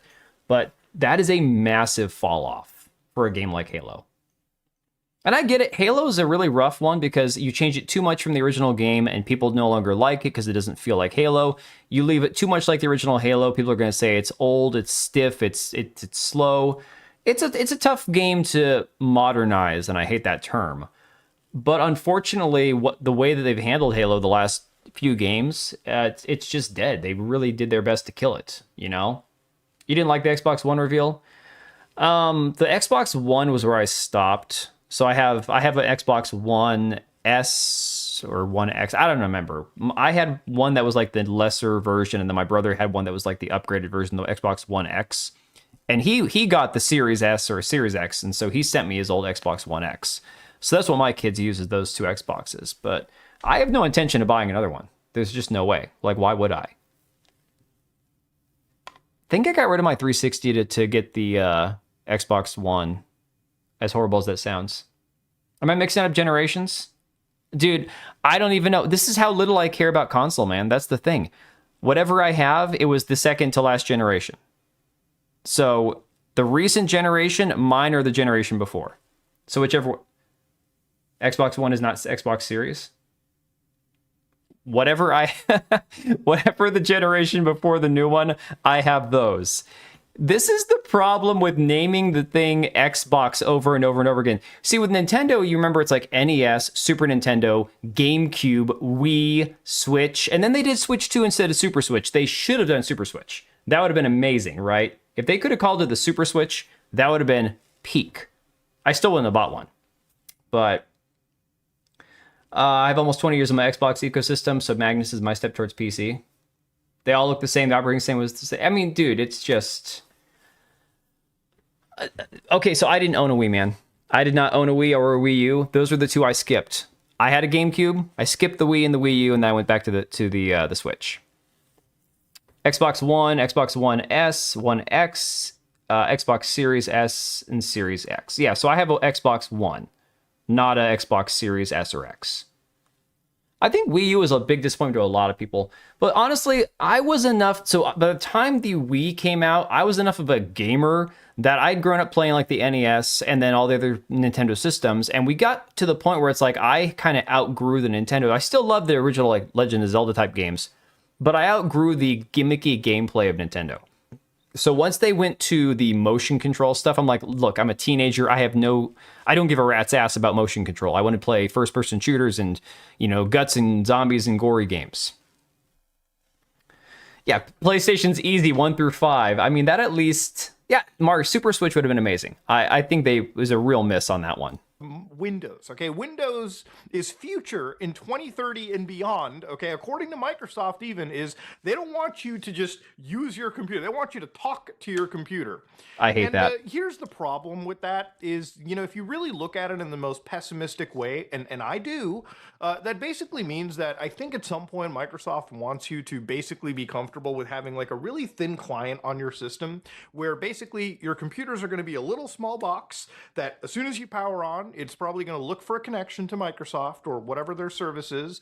It's going to find that. Oh, Mari, that was going. I don't know if that was the same in Japan, but in the U.S., everybody was saying they needed to call it the Super Switch. That was everyone over here was saying the same thing. Before the reveal, when we knew that there was another console coming, and it was just going to be basically like a second Switch, we were like, call it the Super Switch, man. Super Wii would have even more peak funny. Yeah. Yeah, no, nobody wants to talk to their PC. Here's the thing. I don't know that AI will ever really be at a point where you can truly trust it to handle day-to-day operations beyond just like, here, summarize something for me in an easy to write or easy to read paragraph, or proofread something for me and look for typos. I don't want to come in the room and talk to my computer and have it ask me how my day was. Like holy crap, dude, no. Not something that I would find comfortable to do. I don't know. Connection. Without the connection, it can't do anything. Once it finds the connection, you It might sue me for that. into your account, okay, your Windows account, and then you can use your AI system. So everything is tied to the internet, and ultimately, no matter how you crisscross exactly, it, QC they jerks will be the arbiters on what applications Yeah, not in our you can lifetime, play probably. around with, what AI you can play around with, what you can even do with the artificial intelligence. If it doesn't fit into their parameters, it might not be allowed. That is the most pessimistic way to look at it, and ultimately, you do have to look at it this way because that's just how these systems tend to work. Yeah, so Tekla, that's the thing, is there are still ways to get keys, like secondary keys for Game Pass, where it makes it like 10 or 12 bucks a month, 15 bucks a month at most.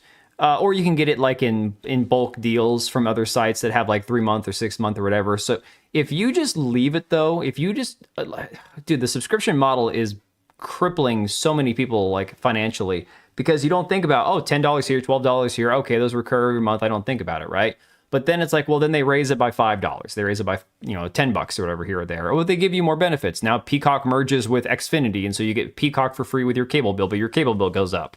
Or, Hulu, okay, it's ad-free for $12, but it's $25 for, it's with ads for $12 or $25 for with, I don't even know what it is, right? I don't know how much they charge for the ad-free version, because I'll just take the ads. I'll take a minute and a half of ads to save $10 a month. I'm cheap, whatever. But then they keep raising the price by $5 here and $10 there, and you could just forget about the fact that it's like, okay, now you have that recurring bill every single month, and now it's costing you like $120 more a year than just like a $5 increase. It's crazy. Live service is a scam. I mean, it's hard to call it a scam when you sign up for it willingly knowing what you're getting. It's a ripoff for sure. It's certainly a ripoff. I'm not alone now. What are you talking about, Cage? Wait, see, a subscription service means you pay until you die or you stop gaming. Yeah. Nothing stopping them from raising the price further. If you want out, you lose everything, including save files. Yeah, so part of that is true. I mean, unless you have the files... Hang on, let me think a second, because I using Game Pass on my computer, I believe it does a local save file as well as a cloud save file, and sometimes they're not synchronized. I could be wrong. If it's all saved on the cloud and you don't have any access to that, and let's say you buy a game physically after canceling Game Pass, that would suck. That would really suck. No kidding. You don't own digital media? Well, the problem, Odin Dark, is it sounds like we've never owned anything ever. Because then the argument was, well, technically when you own that physical disc, we can still get rid of the game and say you can't play it because you have to require an internet connection to play that game. But hey, guess what? That game that you have a physical disc for, we're now going to take offline. So even though you have a physical disc for it, it requires an internet connection and we shut down the server. The whole thing, dude, it is the biggest mess right now. Like, it is crazy how all this works. Files are protected and they're a bitch to work. Ooh. Yeah, well, there you go.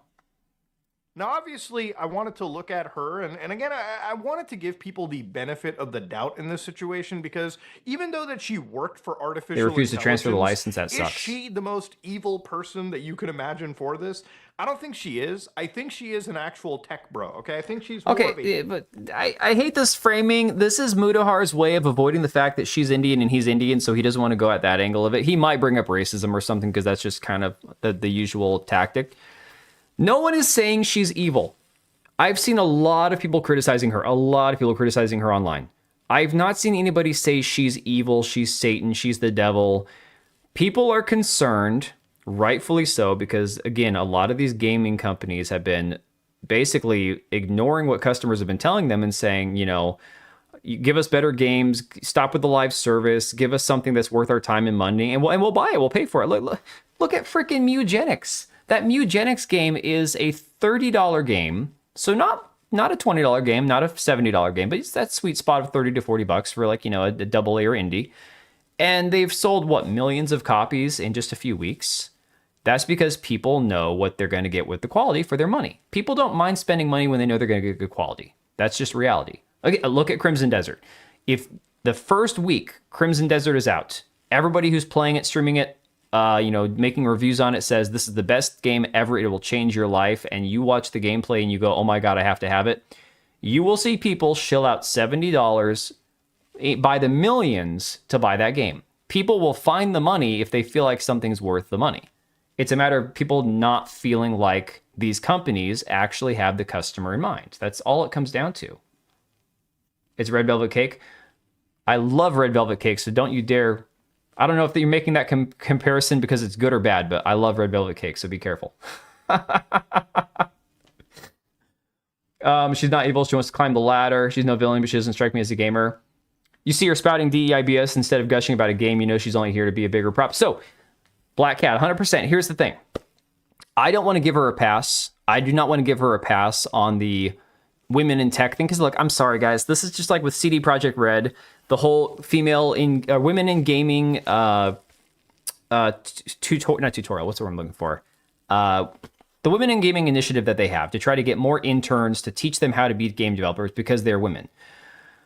You can have quality, qualified, skilled female developers, absolutely, no question asked. But it's not because they're a woman, it's because they're smart and they enjoy what they're doing and they're good at it, right? They're qualified for the job because of other variables involved. The idea that you have to get more women in tech because they're women, because they have a vagina, doesn't make any sense to me. That approach will never make any sense. So if that's what she's bringing from her past experience with that kind of message that she was pushing into her position now as the head of Xbox Gaming, that is a bad combination. That is terrible. Okay, that is legitimately awful. Now, we already know Microsoft has had a heavy-handed DEI push. They have it in their own coding, in their what do they call that toolkit for developers. They tell them to intentionally write their code to not be sexist or racist. It's like, it's crazy, you know? So many glitches in games. Yeah, there's a lot. There's a lot of bugs in games. You know, there's a lot of mess. But that's the thing is, it's an industry that's always had that problem. But the qualified people will take the time and they'll work through it and they'll figure out the bugs and they'll iron it out. Even if it happens in a patch or whatever, they'll still get to the bottom of it. The whole Cyberpunk situation, that was a colossal like comedy of errors, a bunch of different variables. But yeah, there are plenty of games that release and have a few buggy issues that have to be fixed, and you have to have qualified people who know how to fix them. J.K. Rowling exists. There are women that are good at making quality entertainment, but the rest of the bad hires are artificial and by design. Yeah, well, and J.K. Rowling, even in that situation, she's like a hardcore feminist, guys. That's the crazy thing about her. It's like, she's somebody that you would think, oh, there's no way she could write a good story because she's a feminist. Well, she wrote a good story. She had a successful book series that turned into a massively successful film series. And they're just decent movies. They're good books. They're just entertainment, you know? How is not a gamer woman of color not a villain in her position of influence? So, Tekla, I'm not saying that she's not going to have... She only wrote one good story. Well, David, that's all it takes, right? KK Rowling. That's how they view her. It's like, oh, you're pro women's rights and pro abortion and pro gay marriage and all this stuff, but you don't want men in women's bathrooms? You're a Nazi. Yeah, that's how they view her. No, so Tekla, I'm not saying that her own personal politics and worldview and agenda pushing don't run completely opposite of my viewpoint. I'm not saying that. I'm looking at Microsoft as a company that's already captured by that kind of crap. So for me, her spouting that nonsense is just more of the same shit Microsoft's already been doing. So when I say the whole evil villain thing, I'm not talking about that part of it. I'm saying just the fact that she's inexperienced doesn't make her evil. Okay, that's what my point I'm trying to make. Going into something without a gaming background is not, oh, because she's not a gamer, she's evil. You can find other faults of hers, like, again, the agenda pushing, that are definitely a bigger cause for concern. The problem is, as a head of a gaming company, not understanding the core concept of what... So she had a career in marketing, right? Part of her career is marketing. If you don't understand the product that you're trying to sell, you could be great at marketing and terrible at sales, because you could be trying to market something that you just flat out don't understand. You have to understand a product before you can market it, you know? Yeah, she's a Nazi, exactly. But I can acknowledge she's done a lot of good for entertainment. I don't care what her politics are, since she doesn't put... Yeah, Odin Dark, the thing is, she's not out there like spouting a bunch of crap in her entertainment. It's just entertainment. Tech AI bro than she is an actual gaming bro. And that's just not going to work here. So anyways, I decided to pull up her actual like shit, where she came in and gave her little statement. Dear team, today I begin my role as CEO of Microsoft Gaming. I feel two things at once: humility and urgency. Focus groups, dude, you for know real. What I feel right now? I feel a little bit of Copilot used in this message. You know what focus groups are for video games? Playtesters. Beta groups, like beta testing.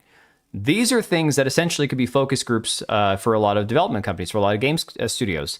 Think about the whole mess with Highguard, right? The biggest problem Highguard faced, first off, was the highlight, the Game Awards trailer, shining a light on them like a megaphone, just saying, hey, this is the greatest game ever since, Halo 3 or whatever, right? But at the same time, they should have pivoted and been like, okay, we got all that free exposure, a lot of negativity when it came to our trailer. People weren't excited about the way it looked. Now we're going to say, you know what, guys, we had planned a January release.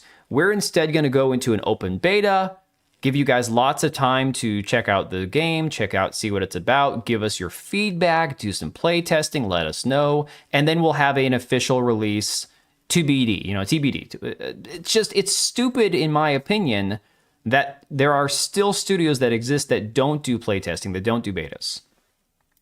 I don't know. I can read the AI cadence these days. So I don't know. I'm feeling there's a lot. It's already feeling like AI a little here, bit. But to be fair, I'm pretty sure Phil Spencer is probably using Copilot for most of his PR releases anyways, too. That's what this is. This is PR, by the way, before we go in.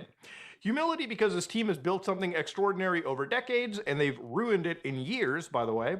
Again, I 100% agree with him on that one. I want to see Matt Booty shine. I don't even know enough about Matt Booty to have an opinion. Have a woman run marketing operation that's meant to sell product to men. Tekla, that is a concern. That is honestly, and people will call that sexist or misogynistic. It's logical. It is logical. I'm sorry, it doesn't make any sense to me. So anyways, to go down... And you'll see the argument that all she has to do is be good at hiring the people who work underneath her to do the job. That's certainly an argument, and she could prove everybody wrong. Says first, they're going to go for great games. So everything begins here. We must have great games beloved by players before we do anything. Unforgettable characters, I know nothing about Matt Booty. Stories that make us feel. We're going to empower our studios. Invest in iconic franchises. By the way, they just laid off and shut down how many studios in Microsoft? Because they decided to buy Activision and then pimp out Call of Duty with AI assets. How many studios has Microsoft shut down recently? Has Xbox shut down? That is, all the attention's been on Sony, because honestly, Sony had Concord, right? Sony had Concord. Sony had all the live service titles, 11 of them at one point that they were working on. A whole bunch of they had a Last of Us live service game that they were working on that they canceled, I think, and then God of War live service that I think they canceled. But yeah, at this point, it's like nobody really talks about the amount of studios that Microsoft has shut down. I'm pretty sure that there's been several. Remember, even under Phil Spencer, games like Call of Duty, okay, with Black Ops 6 or Black Ops 7, whatever Black Ops that they're on, okay, all right, underneath Microsoft, the developers, and this is a Steam content disclosure that says we use generative AI to develop in-game assets. Before the AI girl came into office, okay, before she became president, Black Ops was not joking around with having AI assets. So from Black Ops 6, some people looked at paid bundles and they looked at actual loading screens and they saw that, whoa, This shit looks like AI slop to me. And it really does look like AI slop. It actually is AI slop. Dude, I hadn't seen that one before. That is terrible. Look at this thing right here. Its head is facing us. Its feet are pointed towards us. This arm's on the right side, but this arm is facing the absolute wrong direction. That's crazy. Probably around 4 or 5 studios. So they're kind of running the same course as Sony. Doesn't look good, yeah. Arcane Austin, Tango Gameworks, Alpha Dog Games, Roundhouse Games, also the Initiative Dev, Maker Perfect Dark Gosh. Oh, dude, yeah. Yeah, it looks AI generated 100%. Sitting over play with their ass out, expecting us to wait for them to take a dump before we call it. She's going to have ideas and opinions instead of strategy to sell to men. We already know how everything goes. It's not a surprise anymore. Sadly, you're probably right about that. It actually is AI slop. That is some art. For instance, look at this image right over here. Zoom into the corner. You can actually visibly see the AI slop architecture. So again, this is the future of gaming, at least according to Microsoft. And again, I don't know if he's going to address this in the second half of his video. It's significant. It is significant that after all this, just a few months ago, the head of Microsoft, Satya, what's his name, said he doesn't like that people call AI slop, right? And that's how Microsoft got the term, the moniker microslop. And then the woman who takes over Xbox gaming, Microsoft gaming, has a history of marketing and AI. I'm just like, this is the next big prompt that can make us tons concerning of money. Instead of paying somebody to actually, put together something, it's an AI, tool called Osu AI. Now, you ever heard of the esports organization's TSM? So, for instance, this is an AI that people, talked about. They said a lot of shit for it, rightfully so. But for instance, you can prompt it, girl with neon hair and holographic jacket. So you ask it to Why would you do that? And the AI is going to make a 3D model that you can put into Minecraft. Now just imagine. The odds of that, Microsoft Tekla, probably are looks at this between and slim thinks, and none. Fuck hiring an artist. Fuck hiring anybody that knows that. Shit, just like generate everything. Give people the ability to prompt what they want and generate stuff. And of course, while it's still building right now, to show you that you can actually build entire buildings and stuff through. Literally, the creative aspect of Minecraft is being sourced out to an LLM. It's that insane. I don't know how I feel about that. I'm not a huge fan of I know we've talked about this on different streams and stuff. I don't care that much about character creators. I love character creators in games to have a lot of customization options, giving you more options of how you want to make your character look. I think that's all great. I personally spend about 5 minutes on character creator. I care about basically finding a good template for a face, eye color, maybe some tattoos or scars on the body, hair color. That's about it. That's where I draw the line. Tweaking individual muscles and stuff, I couldn't care less about. But actually letting the AI make you your character instead of making it yourself, I don't know. I don't want to say it sounds lazy because it's a video game. It's already you're already being kind of lazy anyways. You're playing a game, right? It's all your brain working. It's not so much your body doing anything. I don't know. That just seems odd. Actually, just passed on playing a demo for Outbound because the only skin colors available were black, Indian, Chinese characters, slightly less racist Chinese depiction in Japanese. Outbound? I don't even know that one.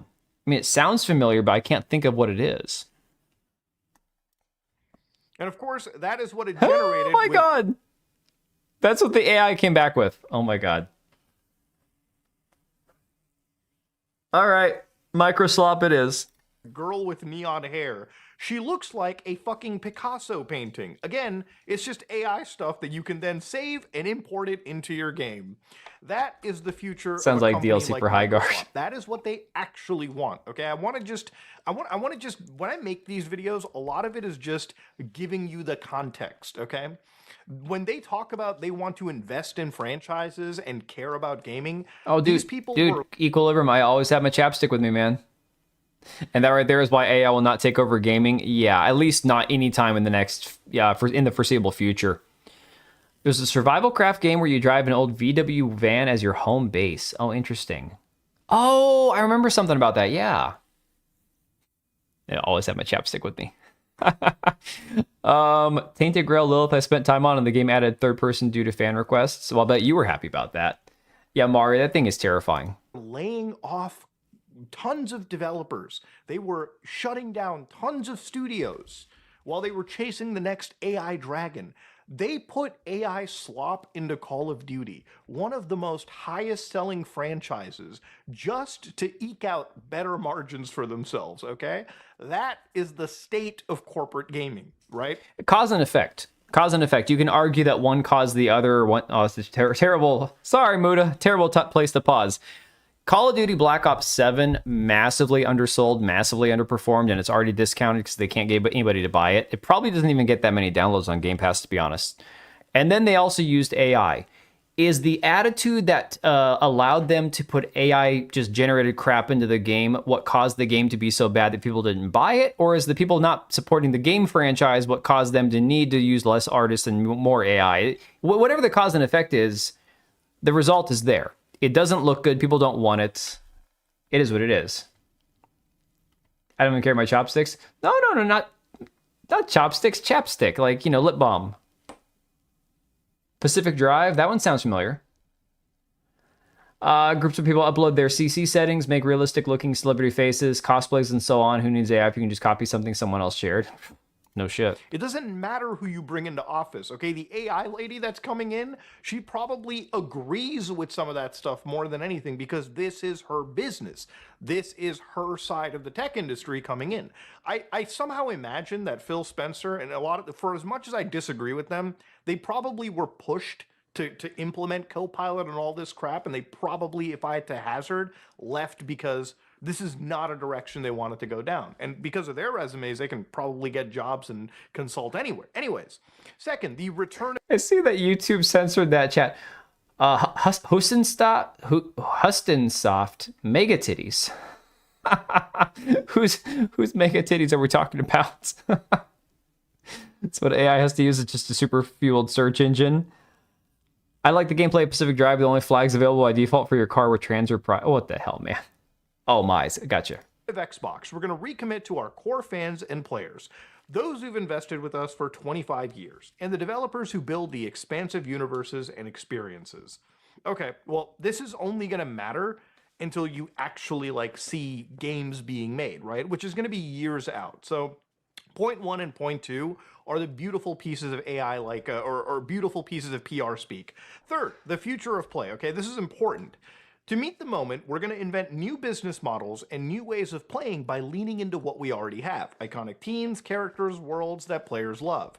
We're not going to treat these worlds as static IPs to milk and monetize. I mean, what else was she going to say? Yeah, we're going to fucking AI slop the fuck out of Master Chief, boys. Okay? Marcus Phoenix? Wouldn't make any difference because nobody's buying Halo anyways. I don't believe her. I'm the biggest fan of OG Xbox. I severely dare. She cares about what... sincerely... I don't know what you're trying to say there. She cares about what I want for Xbox going forward. I don't think...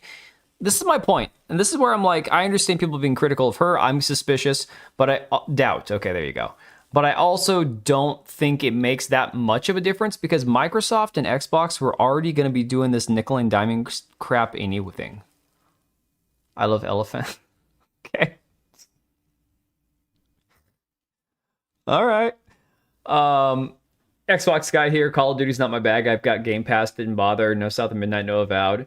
Dude, I'm telling you, I got a free copy of Avowed from Microsoft. The whole collector's edition thing. Never even installed it. I'm like, I just couldn't care. Dude, there's articles now about how Avowed was great. It's better now because of the update, and it was always great, and people were just weird about it. I'm like, okay, that's certainly some cope. That's interesting. Are we really overanalyzing AI PR drivel? That's what it sounds like, man. What are you talking about? The coalition of ordered governments? Talk about the coalition of ordered prompts, boys. No, she wasn't going to say that. I mean, that's too on the nose. That's too on the nose for anyone. We're going to build a shared platform and tools that empower developers and players to create and share their own stories.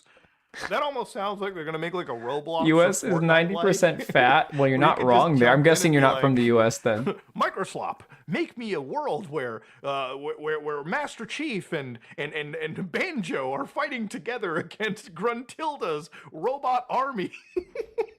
I don't know. That might be what they're going for. As monetization and AI evolve to influence this future, we're Someone's not gonna post chase just got short-term deleted. efficiency. You talking about on the YouTube chat? No, Lugia retracted his. People do that sometimes when there's a typo. Avowed's also coming to PlayStation? Yeah. It does stuff. Or flood our ecosystems with soulless AI slop. See, this statement would mean more to me if I didn't see you shitting all over Call of Duty, one of your most prized purchases, with the soulless AI slop. They've already started doing it, okay? Just to make a quick buck I feel like on the Mood has paid gotten shit. really off Why track. would I believe this sentence? Games are and always will be art crafted by humans and created with the innovative technology provided by us. You know what's also art? Software. Writing an operating system for the last few decades. Something like Microsoft, right? You know what happened with Microsoft Windows 11? It turned out into complete dog shit as of the last year and several I'm going to patches jump ago. ahead and see if he Because actually it's gets back to the just point seemingly here. filled with, as of me making this video. A lot of these companies that No. are invested into artificial intelligence. Well, he's NVIDIA, yapping for about instance, AI. Sometimes it's great, sometimes it hallucinates. And I understand, yeah, he completely didn't even finish his thoughts on anything about the actual hire. Hey, Mahendra, welcome back. Shutting down companies like Bluepoint, which literally were so underutilized. They're chasing live service dragons over at Sony because Sony can't afford to even do anything with AI. Microsoft's running with AI stuff because they think that if they put it in... He's an AI Luddite. Like, I understand. Look, I understand the criticisms of AI. I've got plenty of them. But I also think that he could be because of the fact that he's Indian and she's Indian. He doesn't want to criticize her. That could be it. He started the video criticizing her, talking about like the concerns he has and all that stuff. But at the same time, it's like he got completely off track. So, you didn't miss too many things, Mahendra. We were just watching some Ordinary Gamers video talking about this new situation over there. None of them ever get to the point they just ramble and then state it as facts.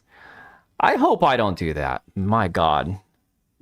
I feel sometimes, though, that there are people that will try to drag their video out as long as possible. Sometimes I'll have a video where I do go off on a rant and it ends up being like 13 minutes long. And I'm like, wow, that's longer than my usual video. But generally, it's like if you can't make your comparisons, use your examples, a little bit of supporting argument, maybe some video footage, and a few other things within about 9 minutes. I'm not senile yet. Oh, tell my kids that, man. Points people saying he won't address her. Yeah. I mean, you guys weren't wrong. He did not address her at all. We live in a world where a GPU maker's at the top. Exactly. I don't typically have ADD.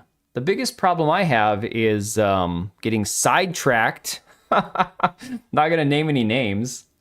US gives coins to be fat. I want to say that this is probably somebody trolling.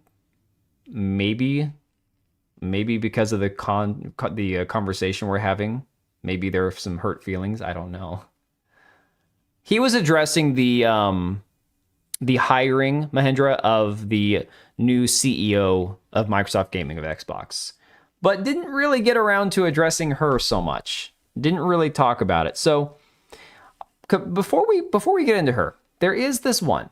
There's a great example here. Okay, blame your chat, dude. That you're literally like half the time it's you, and I'm not even mad about it.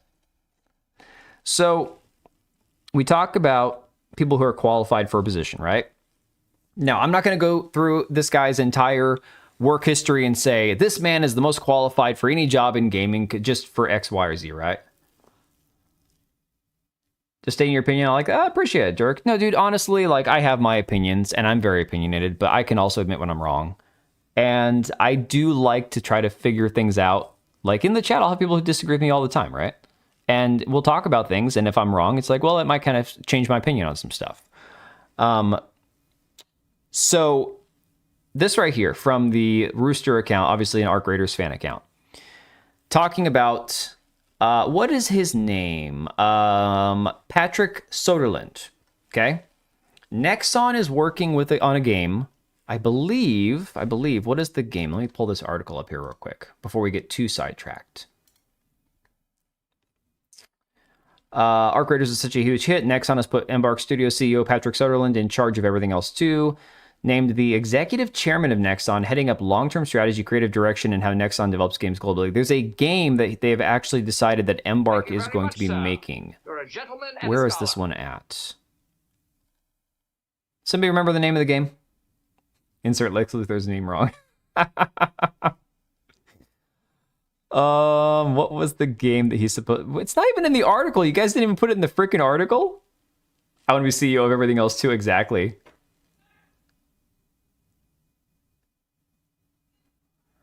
He's not Indian, he's Canadian. Well, he's Canadian of Indian descent, or Indian might be the wrong way of putting it.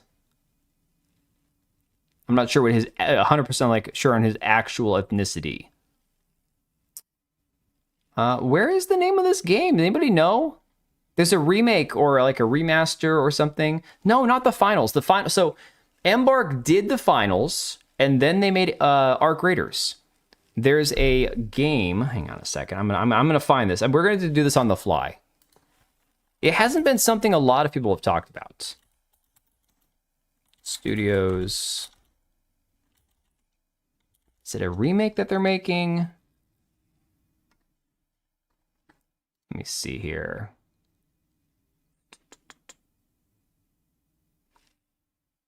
WIM? W-I-M? I don't even know what that is.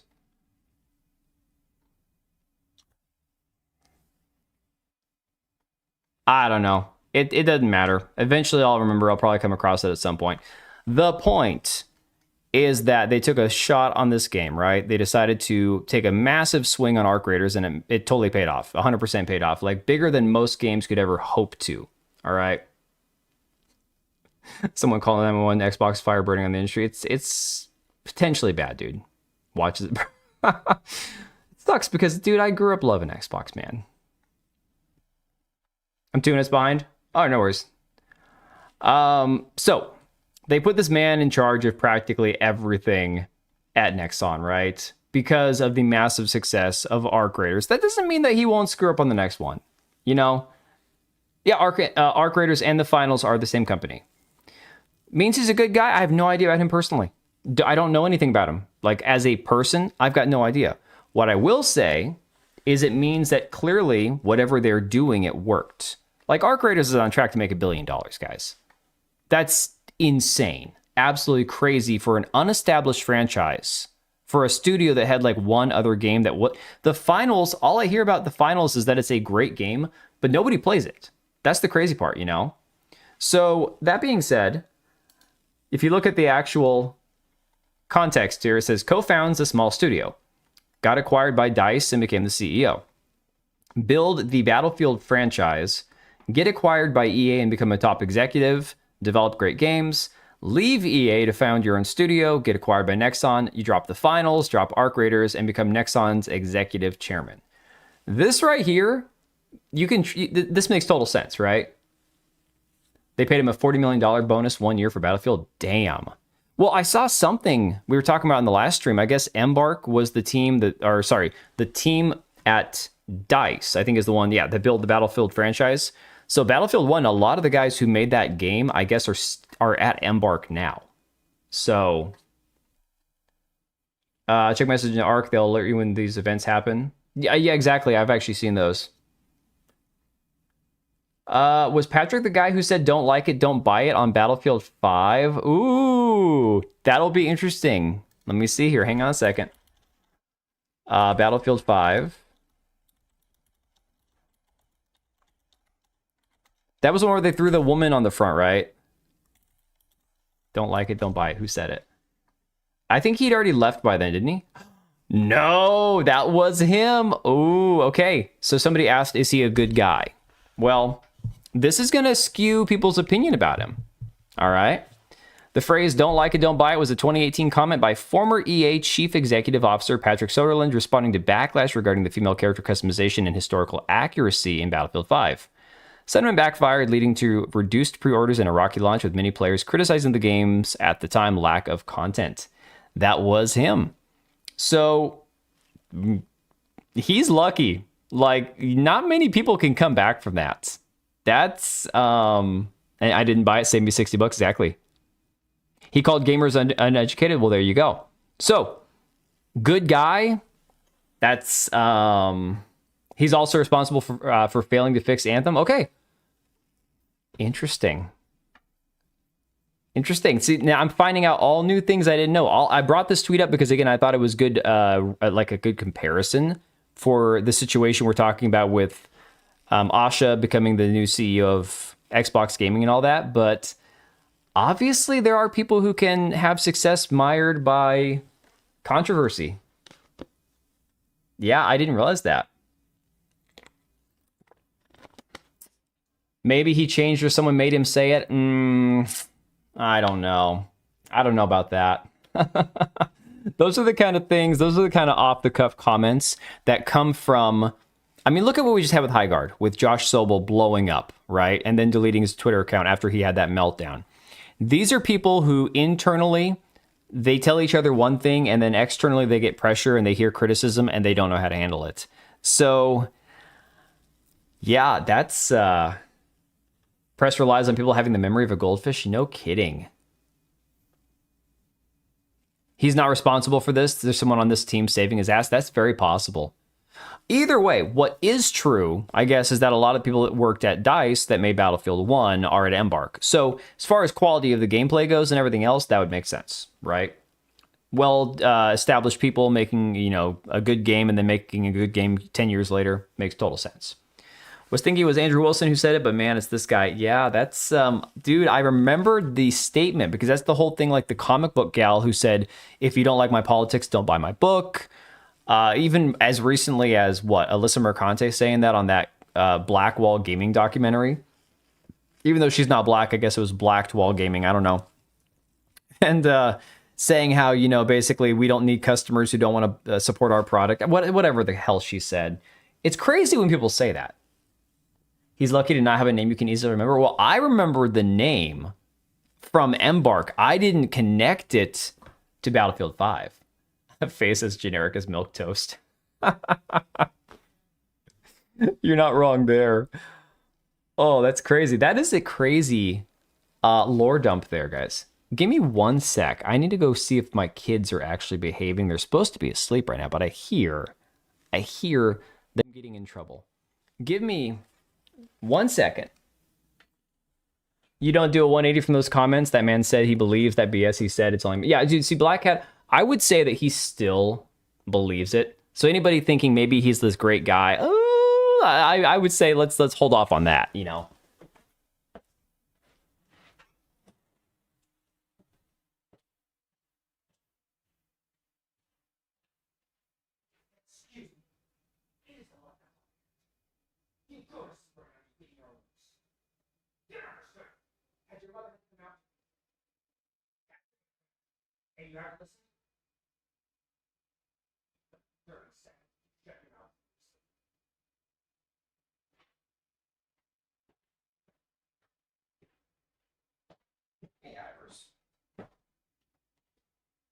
You coming in? Hi, kitty cat. Okay, I'll leave the door cracked because the second that I close it, she's going to want to actually... Is my chat visible? No.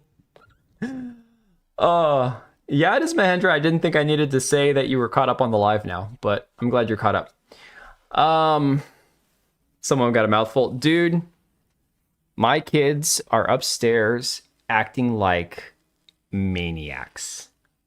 Like, holy crap. Like, I heard my wife hollering up the stairs because they weren't listening, but I'm like, dude.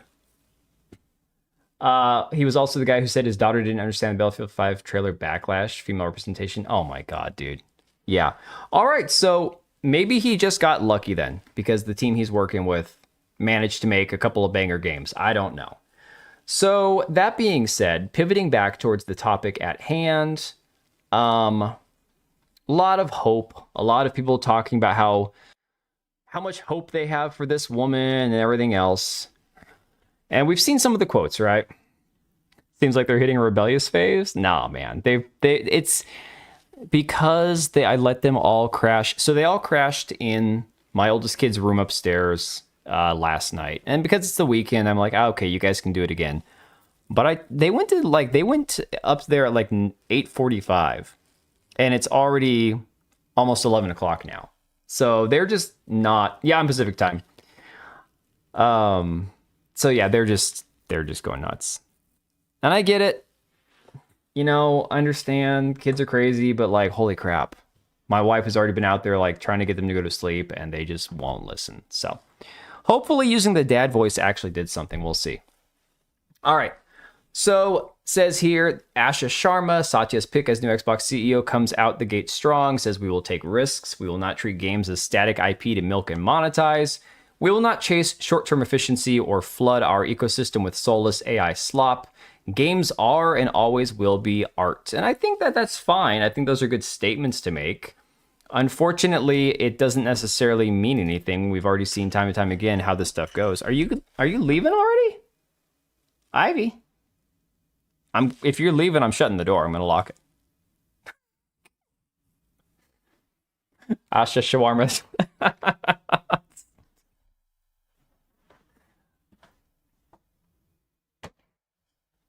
Watch. Give her 30 seconds. The cat's going to be scratching on the door to come inside. I think this is the same statement that Mudahar already went through on his, on his video. More of the same. No tolerance for bad AI. AI has been long been part of gaming and will continue to be. She emphasizes that gaming needs new growth engines, but that great stories are created by humans. The problem is we're not getting great stories anyways. All right, so here's where you're going to get a lot of the people who are like supporting her, right? You got Nick Tech saying, hot take, it doesn't matter if a CEO is a gamer. As Strauss Zelnick has said perfectly, a CEO's job is to attract, retain, and motivate the best talent in the business and then get out of their way. This is the argument that I've seen time and time again. She doesn't need to be a gamer. She's the head of the company. All right. I understand in theory that her job is to hire people who then hire other people, who then hire other people, and they all have their own jobs to do within their own little spheres within the company, right? But if you were, let's say it was a firearms manufacturer, and your CEO was either completely unaware of anything about firearms, or let's say had previously worked for a anti-2A firm or advocacy group or something, it would be a concern, right? There would be things. What worldly experiences are you bringing? He's on copium. It's what it sounds like. You would have questions about that person leading the company, although their job is not direct sales. Their job is to make sure that everyone at the company feels confident, that the shareholders feel confident, and everything else. Phil was 38 with MC, probably longer than Sharma. I mean, I don't think, she's not very old. I don't know how old she is, but she's relatively young as far as I've seen. Take-Two CEO is also not a gamer. He's an MBA graduate who only cared about counting cash. Well, to some degree that works, I guess. You don't have to be a gamer, but you have to understand the industry. It's very clear that nobody at Microsoft understands anything about tech whatsoever. Yeah, so Serrano, I think that's the more important piece of it. It's not that, you haven't put 1,000 hours on World of Warcraft, therefore you're not a real... This isn't the usual, like, pissing around a fire hydrant, you're not a real gamer. That's not the conversation we're having. It's the fact that she's doesn't seem to have any like experience within the actual games industry, even as like an executive for a company in the games industry, Reggie Williams used to work for Pizza Hut, maybe. Okay. Yeah, she's playing video games recently. Yeah, dude. There are questions a lot of people have about that. And honestly, I would rather that if she was trying to make herself seem like a gamer bro, that she just didn't. That it was just like, okay, yeah, I don't play games, but I'm a good CEO and I can do good things for the company. I would rather she took that approach than they try to create like an Xbox account for her with like a couple dozen games on it. It looks really bad, okay? It looks terrible. I trust that more. Yeah, I mean, I would trust somebody who just says, I don't have any career in gaming, but I know how to do things and make things work, and I'm good at marketing, and I understand getting the right people in the right place.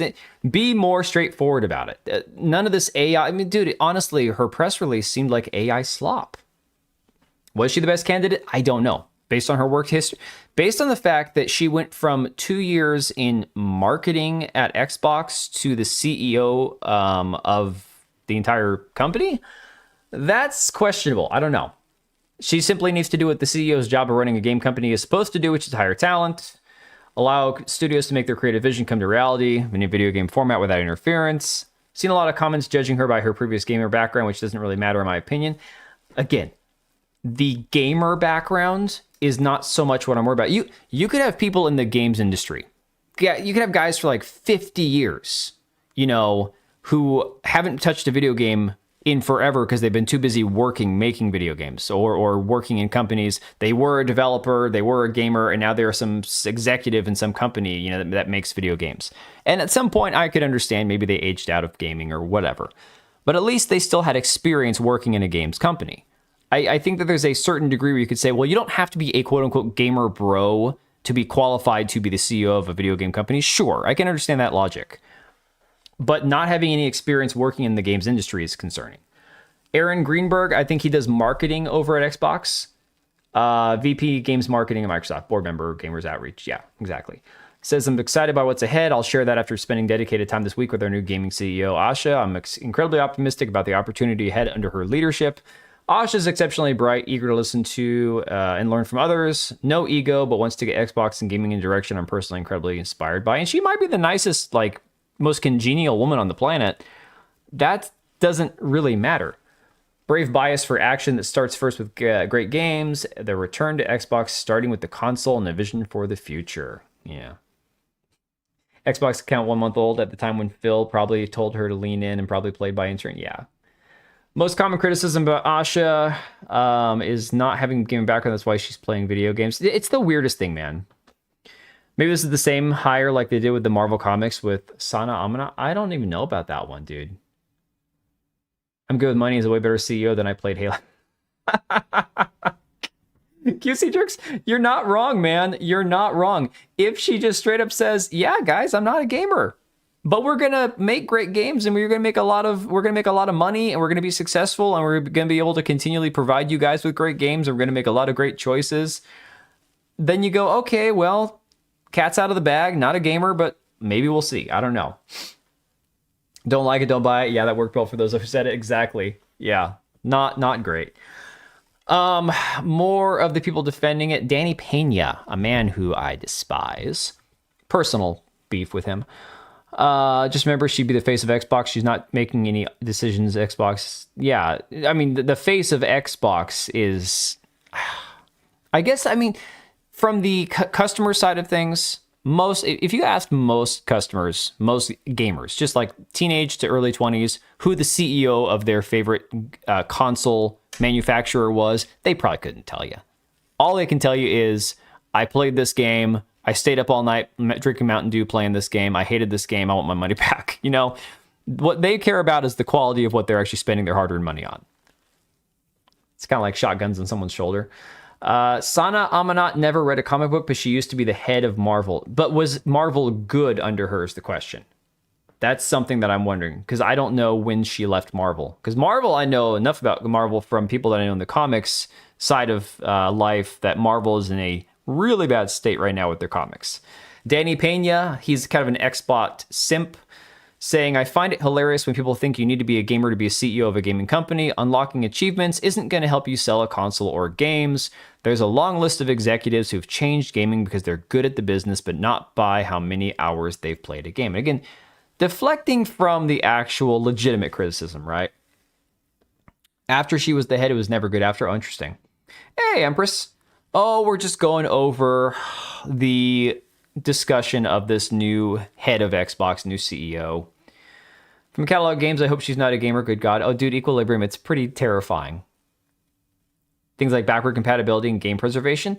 I mean, R2, again, there are legitimately good questions to be had. You know, there are questions to be answered. Christopher Dring, I believe he's a games journalist. I've seen him popping up more on Twitter recently. I don't follow him. Editor-in-chief and co-founder of, The Game Business. Okay. I've used them a few times in videos. I don't think that they're nearly as bad as like Kotaku and The Gamer, but to a certain degree, they all kind of suck.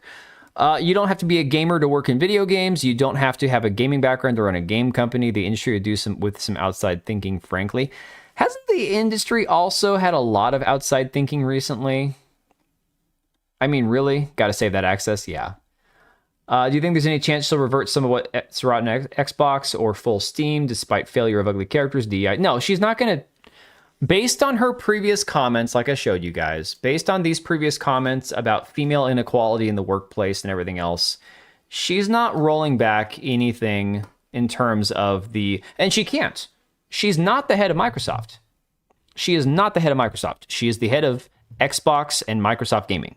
That's what she's in charge of. Microsoft is embedded with the DEI crap. So she's not going to be able to walk back any of those decisions because those are decisions that are made over her head. That would be Satya over at Microsoft itself. She has no control as far as I would imagine over that, you know? Trust Matt. I don't understand the Matt Booty stuff. I have no idea.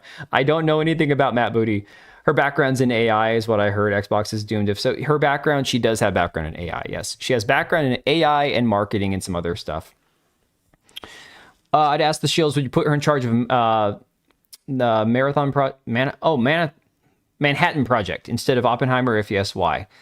So I think, I'm not trying to defend her. Because at this point now, it's just a matter of, we're going to see what happens, right? There is a slightly different situation between a team of scientists directly working on something that requires extensive scientific understanding of what you are doing to make the intended result versus I'm sitting all the way up here making these super important company-wide decisions. But my biggest, most important thing that I have effect on is the shareholder confidence in hiring people below me who know how to properly delegate to the proper people. I think it's slightly. I think that it's a much bigger picture.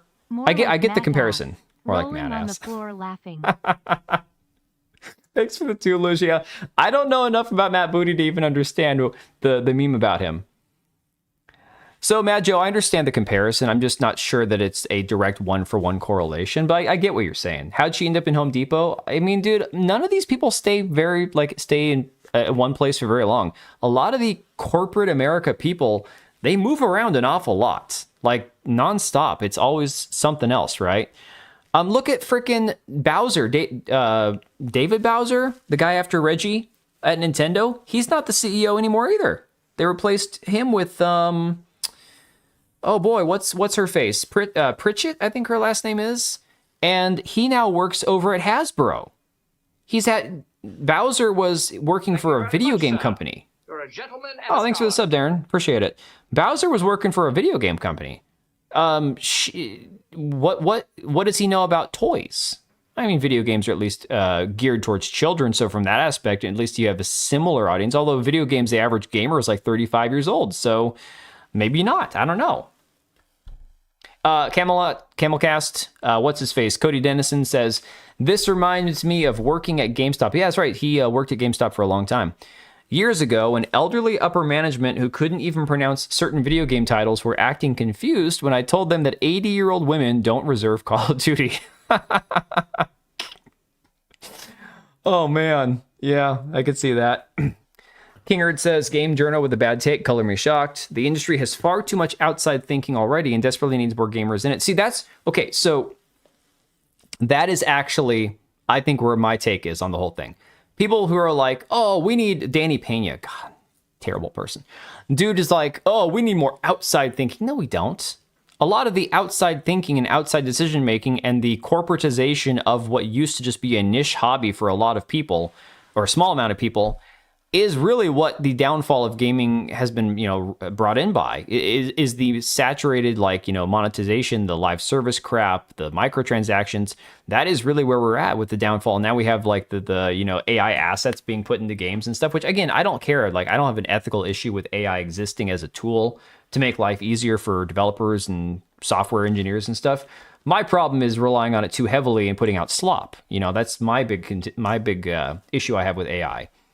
But he says monetization, quality, ideas, respect for player time, it's all cooked right now because you're of your outside thinking. I think that that's a very fair argument to be had. I forgot to like that one. I think that's a very solid take. Big Fry says you don't have to be a plumber to run a plumbing business, but it would be a pretty good idea if you had some fucking experience leading the people doing the jobs. No. Again, having some sort of experience within the industry itself. At least if you're a plumber running a plumbing company, at least have some experience, some idea about what the inner workings of the plumbing industry currently are. You know, the hardships that it's facing or what makes it work. We need people that want to make games, not a money pit, not a political take. They need to eat, sleep, and crap games. Yeah. Yeah, and that does start at the top.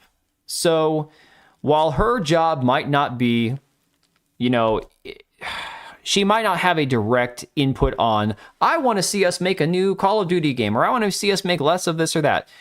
It is going to trickle down from the top. Everything is going to filter from the top down to the bottom. She's not heard of Xbox. She's the face of Xbox. If Xbox died, everyone's going to blame her. I mean, that you're not wrong. And that is the thing, too. It's like she is the one in charge now. So everything now directly is going to go back to her. I mean, let's say if Xbox, and they won't, but let's say if Xbox is shuttered 2 years down the road and she's still the one holding the keys to the kingdom, essentially, the blame is going to get put on her, rightfully so, because she's the one currently in charge. She won't know if a game's good or not. Right, Mad Joe, exactly. She doesn't understand the actual industry itself. For Tanga, quote tweeted Christopher Dragon said, that's how you get Concords. Well, okay, there you go. You got, oh, 8-bit Eric. Let's go, Sony, hire the big booty Latina bitches now. God. Oh my God. Yeah, I mean, the Concord reference, though, that's 100% Sony from the top down pushing the wrong kind of games, which affects the decisions developers are able to make within their studios. A bare minimum understanding of what the games industry is facing right now would be absolutely essential for her to do the job to the best way possible. So, let me see. Ian Fish. Dude, I mean, I love this dude because I'm sure he's like a hardcore Democrat, maybe like social left moderate, and disagrees with a lot of people that I would agree with. But the man is very, like, I have no qualms. Like, the minute his game comes out, I'm buying it because Kingmakers looks like a lot of fun. And this dude is one of these guys who actually engages in discussion with everybody. I love it. So she had said, today I begin my role as CEO of Xbox. Here are my 3 commitments: great games, return of Xbox, and future of play. And then, of course, the blog post. So he says, 1, ditch the this is an Xbox nonsense. 2, think about long-term value rather than just chasing trends. 3, go back to exclusives. No one will buy a console without exclusives. I think that's a fair take. I know that exclusives, the appeal of not having exclusive is you can get a wider audience, but people aren't going to buy your console if they feel like there's no exclusivity. Or at least they're not going to prefer yours over PlayStation or vice versa. They're going to have reasons to buy one or the other, whether performance is the key or something else. Number 4, invest in exclusives that may not make a huge profit on their own, but will get people to buy the platform. That is another pointless to reply to her since she's using chatbot. Yeah, we'll get into that. Hang on. We're going to try to cook through some of these because it's only 11. Told the wife I wouldn't be up super late, so. New Xbox boss, Asha Sharma, responds to fans saying Xbox games should be exclusive, and she just replied with, hear you. Okay. Back to, we'll get back to, I think, where is he at? I've got another one from Ian over at Kingmakers somewhere. Where did that one go? Let me see if I can find it real quick, because it actually ties into this here. I told you guys I didn't even have time. I was a minute or 2 late to the actual stream, and I didn't even have time to organize these beyond like a cursory, try to put everything in the right place at the right time. I can't even find it now. Mr. Matty Play says, I'm sorry and pardon my blatant negativity here for a moment, but I can't believe people are eating this up. I'll give Asha some grace and see what actions are taken to CEO, but we all know better than to take everything at face value with Xbox. Her boss, Satya Nadella, literally champions the opposite, and we saw how that went with Phil and co. Exactly. It is a little too late for exclusives, I think. But what better thing could you be doing on a Saturday night? I can tell you exactly what better thing I could be doing right now. And it's not that I don't love you guys and that you're not awesome, but I could be laying in bed reading the last 100 pages of The Last Wish. So I read book 1 of the Witcher series, started book 2. I got like 40 pages in, and I found a copy of The Last Wish at the used bookstore. And so I put down book 2, and I went back to The Last Wish, and I'm like 2/3 of the way through The Last Wish. And boy, the Witcher show could have been so good. It could have been so good. Oh my God. An AI bot's answer. Dude, Maggio, everyone's saying that. Everyone's convinced it's an AI bot. That chick isn't over 40? No, I don't think so either. Indie games are the only hope? Oh boy. Oh boy. Dude, have I got bad news for you.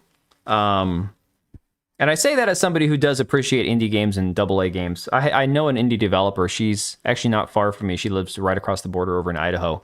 And her husband are indie developers. They do a lot of like indie stuff, tabletop, I think, and indie games.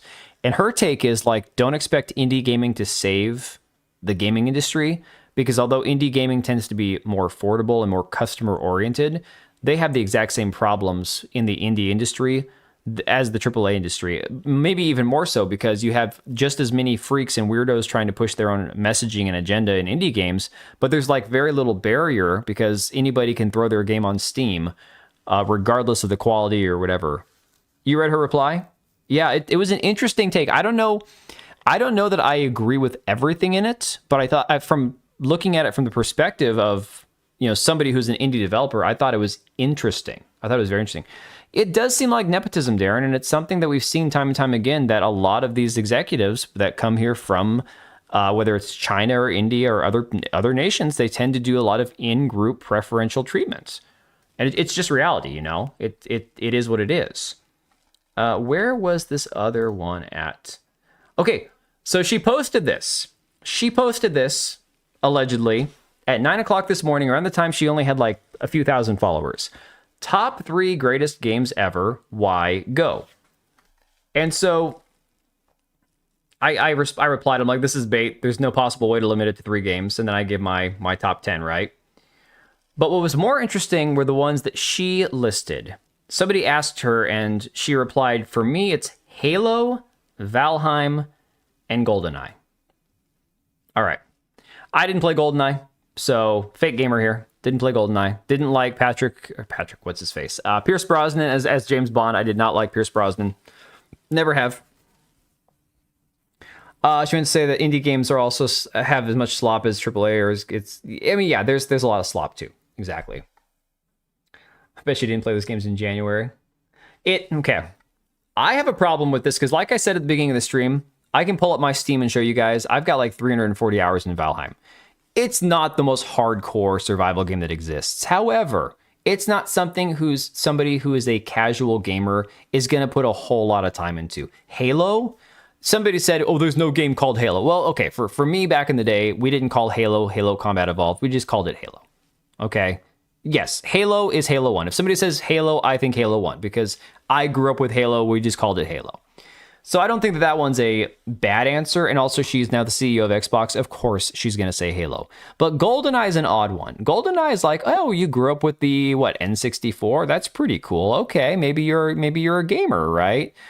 A lot of people pointing out that this is kind of like the new diverse Xbox CEO did the meme, holy shit, I'm a gamer, revealing my big secret. PewDiePie. Xbox CEO Asha Sharma out mingling on X today. How are you doing, fellow gamers? Exactly. Savvy was going crazy today on Twitter, back and forth with her. She's finished with Firewatch game, which is only the game she's ever finished. Oh, man. She got 8,000 views. Pirate Nation got 220,000. I just never played GoldenEye because I just didn't care about that James Bond. So what should she say that's not BS? What she should say, Dirk, honestly, this goes back to my original point. What she should say is, if this, because I don't believe that those are actually her answers, right? I don't believe that those are. I'm going to look at it and say, I'm going to be kind of a, what they call, sexist right here for minutes, based on her work history, based on the fact that those are the 3 games that she pulled out of thin air and threw on Twitter. If that's not an AI typing her answer, I'm going to say she should have just said, I'm not a gamer, but I'm willing to learn about everything about gaming. Be more approachable, be more like, I don't know, more honest, more open. Cause it just seems like a fake answer. In fact, somebody even, because there's been a lot of people fighting about this online. Some people I like, some people I don't care about. Some people like Grums and stuff who I nothing Grums. The guy has just as many bad takes as good ones. And half of them don't originate from him. Half of them are just ones he's already reposting from somebody else. Savvy and her have been going back and forth, although Asha hasn't been fighting with her, but Savvy has been definitely digging into a lot of like her answers and stuff. And so somewhere in here is, okay, screenshots of her game history, right? So this is the Xbox gamertag account that Asha provided in replies here. There's a lot of like recent games. Recent, I guess. I know nothing about gamer scores because I don't pay attention to that. In fact, let me look real quick. Let me pull up my Xbox app, because despite my kid taking over my Xbox account and changing the username, it's still the original one that I've been playing on for a really long time now. So I don't know what gamer score actually means, right? Let me look at this real quick here. How do I find my gamer score? Profile.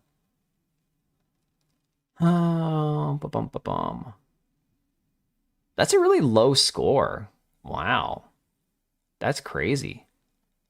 My gamer score is only 42,608. Huh. Which is weird because I've played a lot of games. I mean, I played hundreds of hours just on like Apex Legends alone through Xbox Live. So that's weird. My profile or hers? I'm not sharing this profile because now it's the one that my daughter or my kids use, so I'm not going to share my profile. But my profile's sitting at 42,608. So your account is lip balm pawns? No. It's worse than that. It's my daughter. Yeah, this is her. Let me show you. This is her gamer tag. This is her user account here. I don't know how her gamer score is 10,870 when mine's only 42,000, and I have played hundreds, thousands of hours on my gamer account. That's weird. I don't know how the score stuff actually works. I have no idea. She should do what Elon does, show gameplay and video. Yeah, but Lucia, he's never, I mean, that was the thing. He got exposed as having somebody else playing in his account. This is the thing, I get it. But no one knows if she is or not, just running with fake outrage from the start. Yeah. No, I understand your point, and I get it. And I understand people are going to want to be hopeful about it. Like I said, for me personally, I just look at this as more of the same.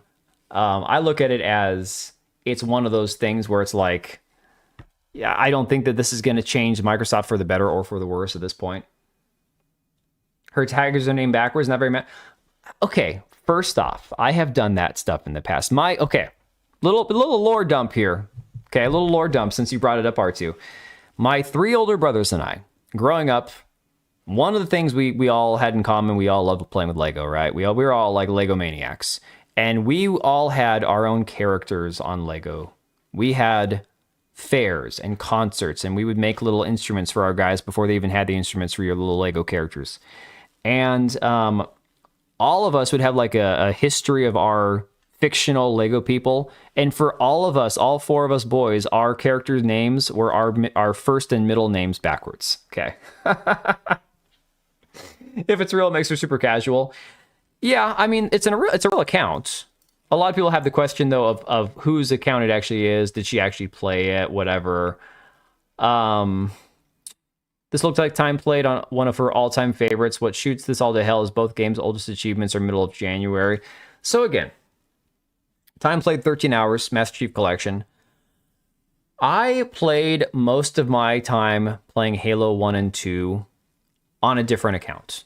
So I played Halo 2, Halo 1 and 2, actually I think maybe Halo 3 also. I can't remember when I had Xbox Live. I didn't have a gamer tag as far as I recall back in the day when I was playing like Halo 1 and 2. I don't remember when Xbox started instituting gamer tags, and I'm sure I changed them multiple times. I don't even know if I used the same account. So if I wanted to go back and be like, well, I can't prove all the hours, the hundreds and thousands of hours that I played on my old Nintendo, I can't. My Nintendo's sitting right back there. Well, not my original Nintendo because that thing crapped out. But like my GameCube's right there, my Super Nintendo's there. Like over here is all my Nintendo 64 stuff. There's no log of how many hours I played on that, right? But I did. It just is what it is. Yeah, but her profile was created recently, like January 26th. This is the weird part. This is the weird part that makes it seem like she should have just not even done this, right? I wonder if she has imposter syndrome. I'm sure she does to some degree, you know? Why bother making... Is it possible to stream the old Nintendo? Potentially, I think so, but I'm going to be like... it was XXX Sephiroth. No, I was not a Sephiroth guy because I didn't play Final Fantasy past 1. Remember, I'm a old school. Weaponized autism in action? Yeah. I could probably figure out like through a capture card or whatnot, but the thing about like old games is you can play old games, for example, through a capture card on the Nintendo Switch, through the Nintendo Online stuff and all that other. So there are ways. There are definitely ways to do it. My point is this makes the whole thing more suspicious by making an account. Let me see. Okay. Here's a prime example. All right. Last seen 1 minute ago, 5 friends on here. I don't have friends. I don't have friends on Xbox. I have like 7 friends on Steam. So I don't judge anybody who doesn't have friends on their actual gaming platform. That doesn't matter to me at all. Most of the games I play, even if they're multiplayer, I don't play with friends. Okay. I'm kind of a loner. So somebody brought up that she has this Microsoft Wordament game. I don't know what that is. I have no idea what that is. Okay. And then you've got, a little bit of Forza Horizon 5, little Halo Infinite, Ball Pit. This game, I guess, was the big indie game this year. People loved this one. Clearly, I mean, this account has 98% of the, what are these, achievements? Yeah, okay. So, that's why my gamer score is so low, because it's based on achievements, and I don't give a shit about achievements. That makes sense now. Okay. Now that makes perfect sense. Now I understand. Microsoft or Minecraft for Windows. I mean, it's weird that this whatever word it was, like Scrabble, is so high on the list. But it's like, I mean, this right here, this answer to me is weird.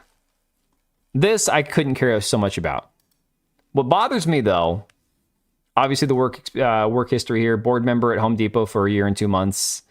That's a weird deviation into Microsoft AI management, and previously the head of products for Microsoft's AI platform.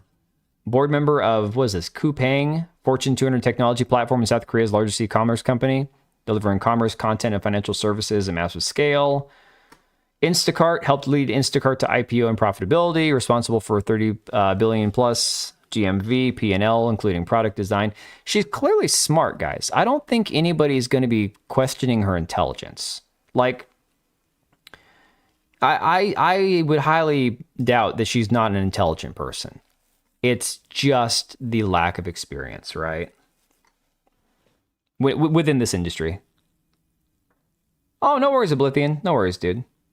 Typical CEO nomad. Yeah, it feels like somebody who's just, I imagine, let's say she does an okay job at Xbox, whatever that means, and she doesn't get chased out and doesn't get fired or whatever, she probably won't be here past 2 or 3 years. Yeah, David, I don't blame you. I've thought about, because again, I tried to buy the third-party keys and stuff to make it cheaper. But ever since Xbox decided to drop the Xbox Live requirement to play free-to-play games, if my kid wants to play Fortnite now, he doesn't have to pay, I don't have to pay for Xbox Live for it. Xbox finally got with the times and said, we're going to stop making free-to-play games require Xbox Live. Well, 90% of what my kids play is Fortnite or Apex Legends on there. They just don't play a whole lot of other stuff right now, Hi, Brian, welcome in. Appreciate you being here. Upper management people who choose people for these roles are clearly different than those lower level managers who want you to have 10 years experience in that same role. Yeah, it cracks me up how many of these people up in upper management just move around so much. I'm surprised she hasn't played Fortnite. So, Nib is kind of a PlayStation shill, I think. I can't remember. I barely interact with this guy because he's so long-winded. Says, new Xbox CEO Asha Sharma has now publicly shared her gamer tag. 10,860 gamer score. Again, my gamer score on my very old account is only 42,000, so I don't care about the gamer score. I don't go for achievements. I guess that's how you rank up, whatever. And seemingly only started playing on Xbox or this gamer tag 1 month ago. She or whomever runs the account has played 29 games in the span of that month. 29 games in 1 month. So that's the part where I'm like, she would have been better off just saying, yo, I don't really play games. Yo, I'm good with money.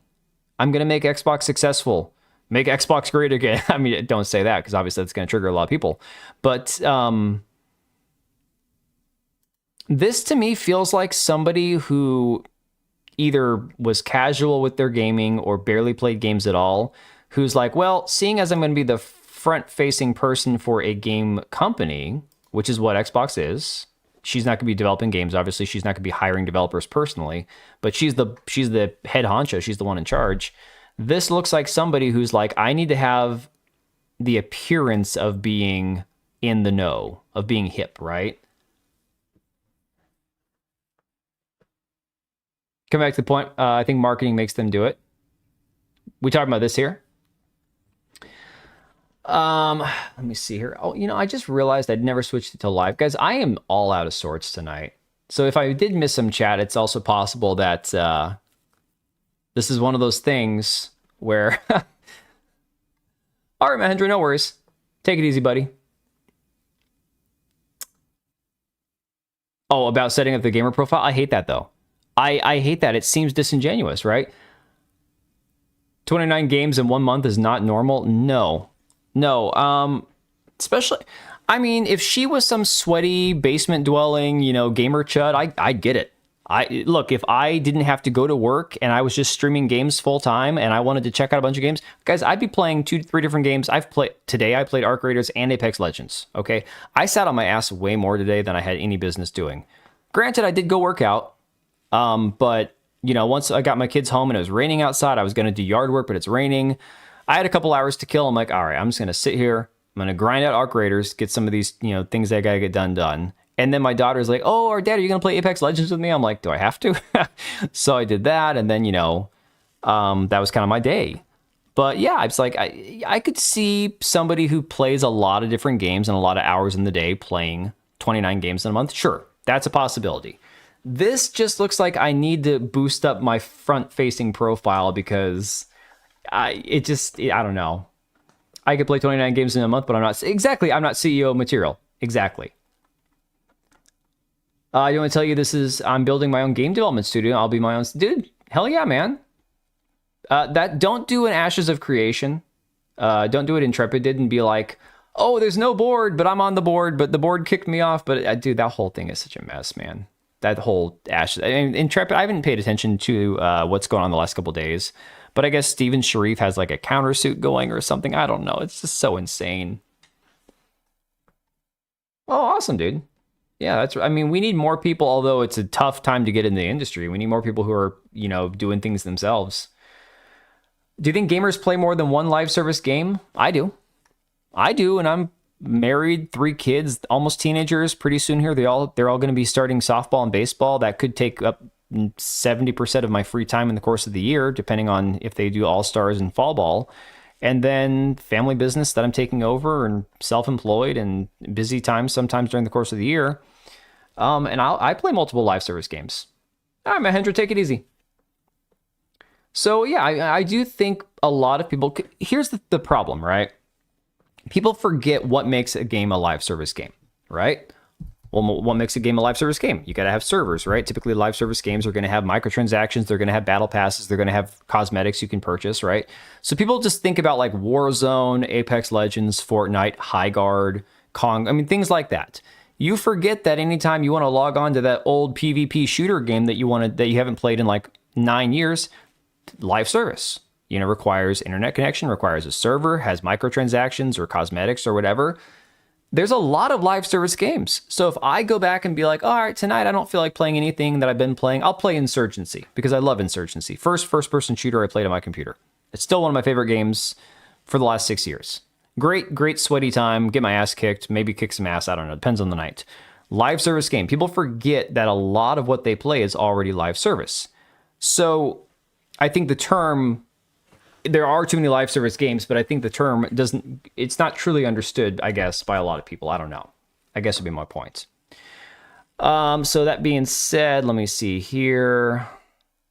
Then we get into more drama. Okay, here's a good one.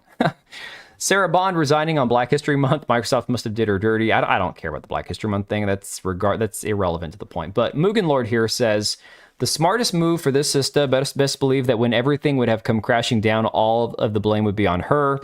They would have forgotten all the fuck-ups from Microsoft in the past and placed it all on her. She was set up to be the fall woman, in my personal opinion. I don't know enough about Sarah Bond or anything to know where the blame really would fall. But if Phil Spencer retires and she stays somehow, I imagine that, yeah, she probably would catch a lot of the shit.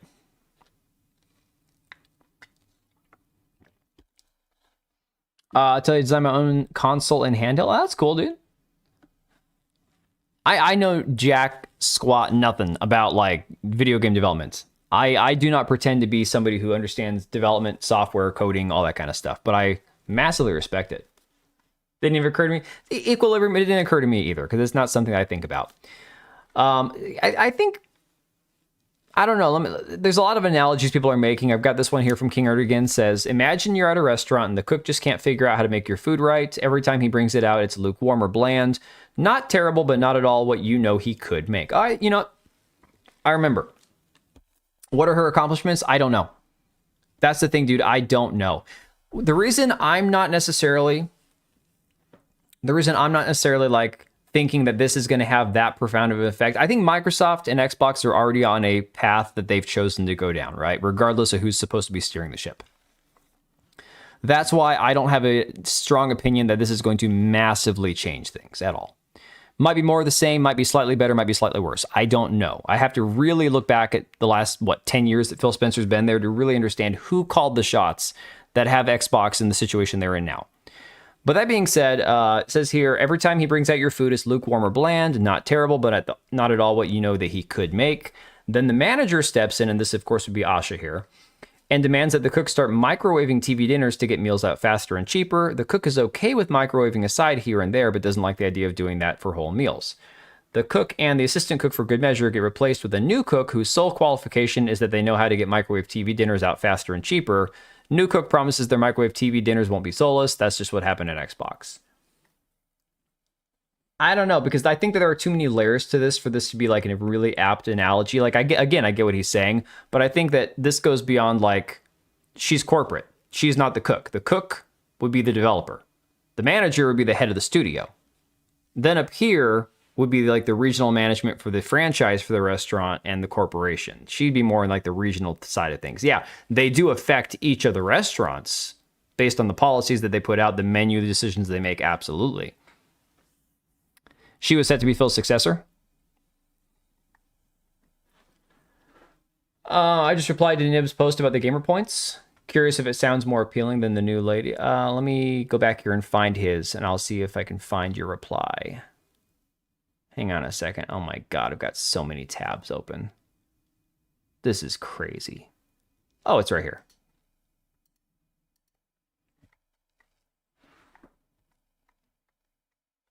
Let me see. Oblivion, am I following you in here or not?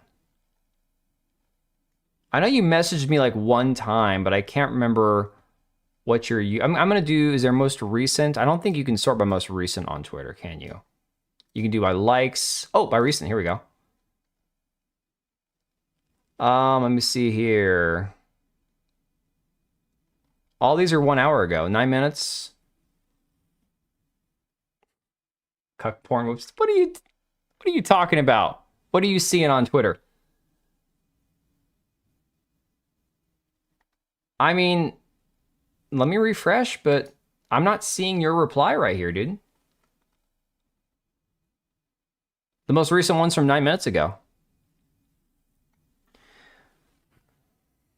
Quarter pounder.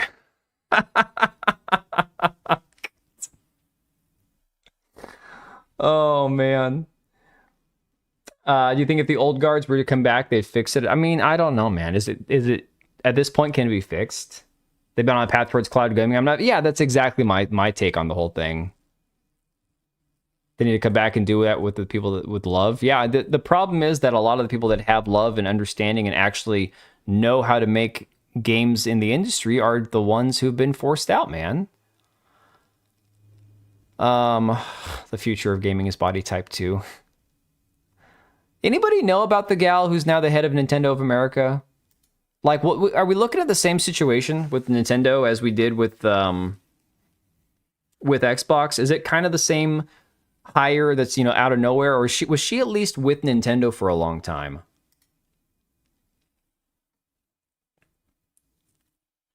Can we keep criticism to what she does as her job? I mean, don't let me call you racist. Yeah, I mean, the hard part is going to be once people feel like they can't be heard, or they can't actually be allowed to have objective criticism or, you know, negative feedback, then it's going to turn into, well, they're just going to call her, you know, the standard Indian slur, because that's what it's going to devolve into. She looks like a Bethesda NPC. No shit. She seemed to be with Nintendo handling the lawsuits.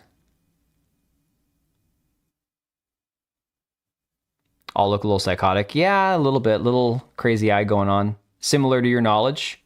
Oh, well, damn. Will be the future of the new video game era? I hope so. It'd be nice to see some people out there. I mean, I know that there are developers out there that are still kicking ass and ones who are doing things the right way and all that. Let me see. Cody here saying, stranger thing about Xbox's new CEO is her Xbox account is only 3 weeks old, meaning she doesn't play games and all her responses on X are clearly AI. This is a weird time. So getting back to the AI claims, right? The AI claims are interesting. Where is this at? One of the games, it's really funny. One of the games that she has on her list of games that she's played, somebody pointed out, Gone Home is a lesbian walking sim no one even played in 2013 when it came out. This is 100% a list some trans girl intern gave her. I don't know. Maybe. Let me see. That's just about her Twitter account. That's Grum stuff. Says her favorite game is Halo. It's Halo Infinite. I mean, that's kind of a woof, right? Shitting on Grums. Where is what I'm looking for? I cannot find. I don't even care about this shit about Grums getting shit on, because Grums has had some stupid takes lately. All right, this is one here. This guy says, okay, this is an AI bot. The new Xbox VP. I thought she was the CEO. Wait, hang on a second, guys. Am I understanding this incorrectly? The CEO of a company is the VP? That's got to be wrong. I'm not the only one that noticed the eyes.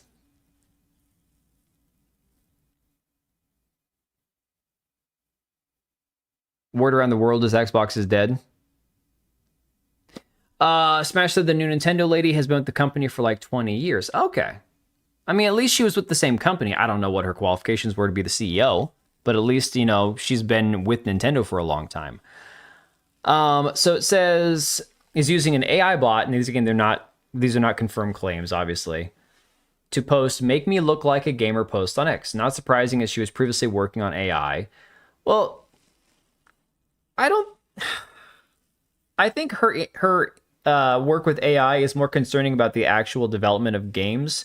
Everybody on Twitter is all like, Grok, post this. Grok, what about this? And going to ChatGPT and Grok to change photos and have like essays written for articles and stuff.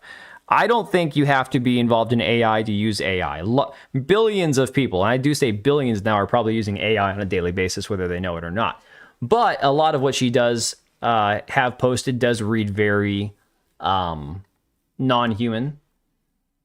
Great list. I did my top 3, so here you go. She replied to Smash JT being critical of her, and she asked him about her about his favorite 3 games. Talked about his games. She replied, great list. I did my top 3 in another reply. Halo, Valheim, 007. It's been a long time since I played Chrono Trigger. Have you done every ending? Thanks for all the detail. I appreciate it a ton. I don't know. There's something there. Something seems kind of weird, right?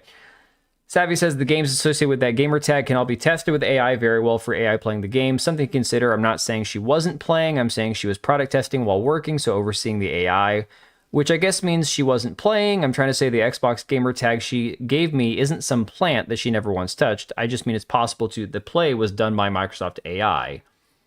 Sony just introduced a concept similar, or yeah, no, Sony did. Sony was actually, I think they were trying to patent some sort of like AI system or whatever, right?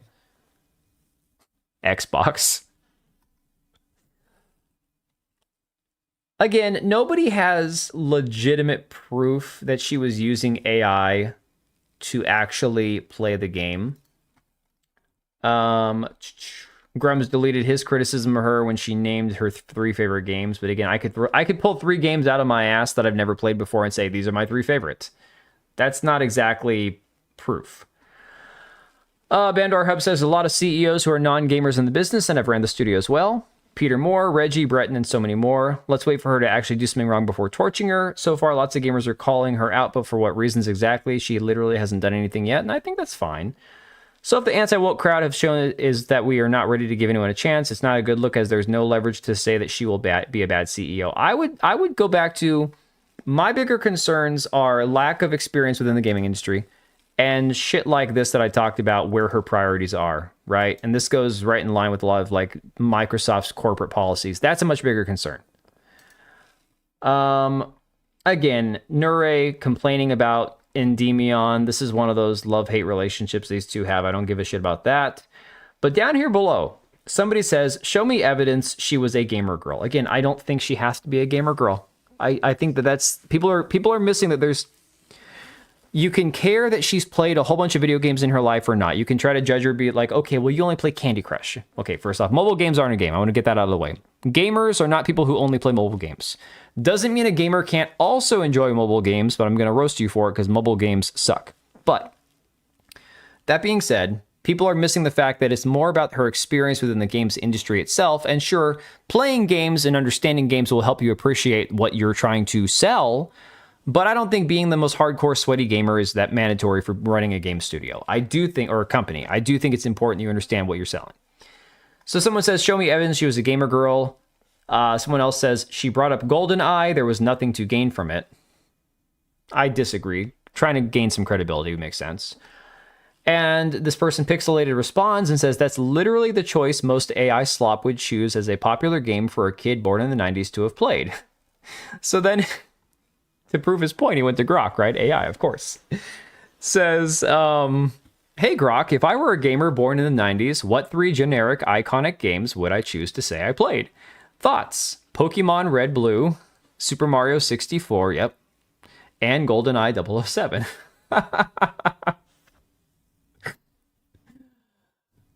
His reply was AI. ChatGPT starts exactly the same way.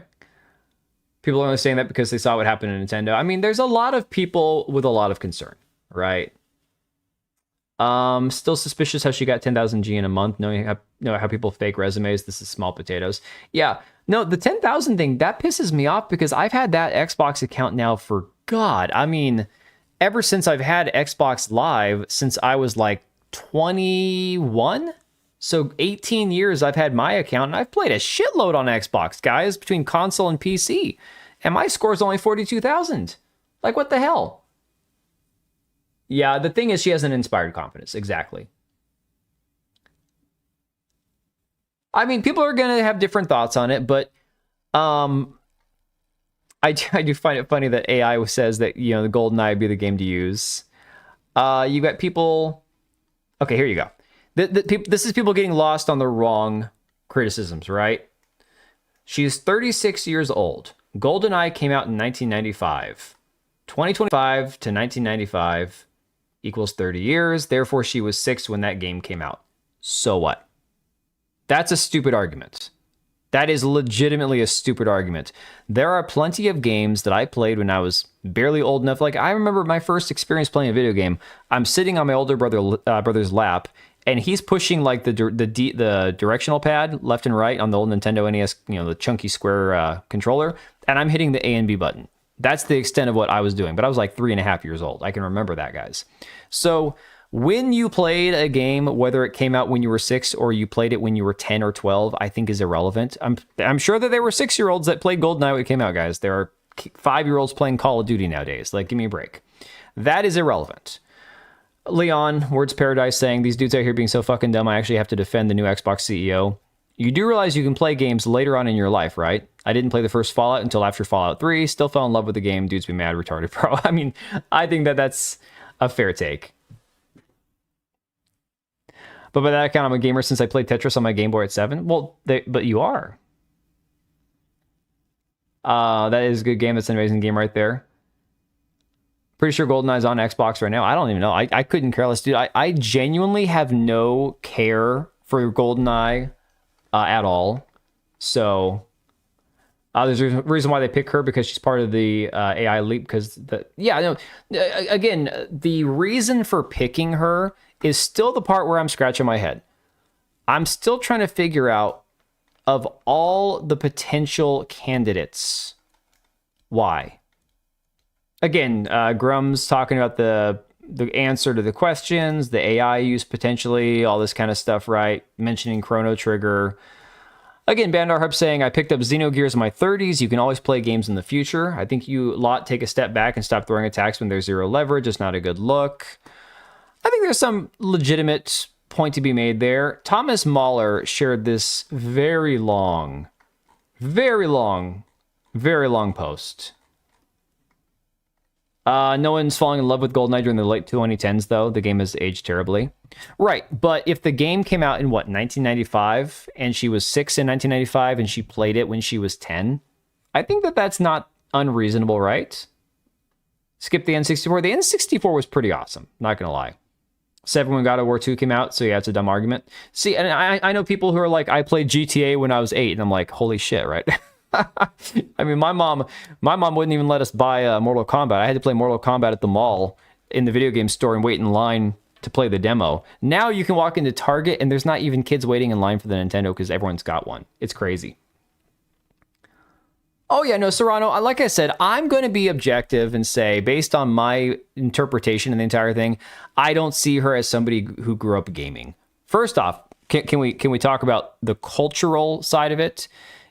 If she grew up with strict Indian parents, much like a lot of Asian parents, yes, gaming does happen, but they also put a high priority on academics and a lot of other things too. So clearly, and she's, she's clearly a well put together woman, very successful, been in corporate America for a while. She didn't waste tens of thousands of hours a year probably playing video games. Probably not. Maybe they should have rehired Laura Fryer. 1,000%. 100,000%, dude. Laura Fryer, holy crap. Like, that woman and I, we could agree on nothing else in life, but she has got some incredible insight and knowledge about the video game industry and the situation it's in right now. She should be running something. Laura Fryer is, like, I am so happy that I've started watching her on YouTube. She's awesome. Man, she's incredible. And again, there you go. Exactly. It's not about somebody just being female. It's not about them just being a woman. It's not being like, oh, well, Grums did this the other day where he's like, women should be in game development. I'm like, are you actually saying that right now?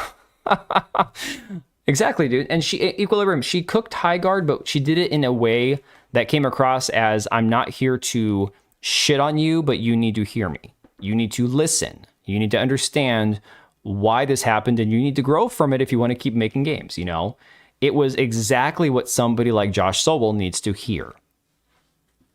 I miss playing demos at Walmart. Dude, playing demos were great. We got 2 female CEOs for GTA 6. Oh, it'll keep happening, man. Yeah, Laura Fryer is awesome, though. So again, nobody would look at her and say DEI hire if she got hired back at to run a company or a studio, because you're talking about somebody who's accomplished, somebody who's been playing demos all night. They shouldn't be in marketing. I think that there's a role suited to everybody, and a lot of times it comes down to gender. A lot of times in life, again, they talk about the fact that women do customer service more than men because women are more agreeable than men. This is like going back like psychology 101, guys. Men are more argumentative, women are more agreeable, men are more likely to demand a raise, women are more likely to not ask for a raise because they don't want to get into a fight. This is just basic human psychology. So in that sense, women are very much better suited for like customer service roles than the typical man, you know? She's someone you wouldn't call a DEI hire? Yeah, no, for real, dude. Exactly. Demos were exciting back in the old days. So anyways, guys, I don't know that I know that a lot of people have differing opinions in the chat. A lot of people have very, a lot of people are panicking. A lot of people are saying, give her a chance. Don't panic yet. I'm looking at it. I hate to be the centrist right now and sit on the fence. I know you guys hate that. I don't like the comments that she's made about inequality and women in the workplace and women in tech. This kind of shit, this is just like falls right in line with the crap we see with the DEI crap with Microsoft and everything else in corporate America that's wrong with everything, right? I hate all that. But when it comes down to it, like, Microsoft is already gobbled up. They've sucked this shit dry. Okay. So I don't know that her hiring is going to have any profound effect one way or the other.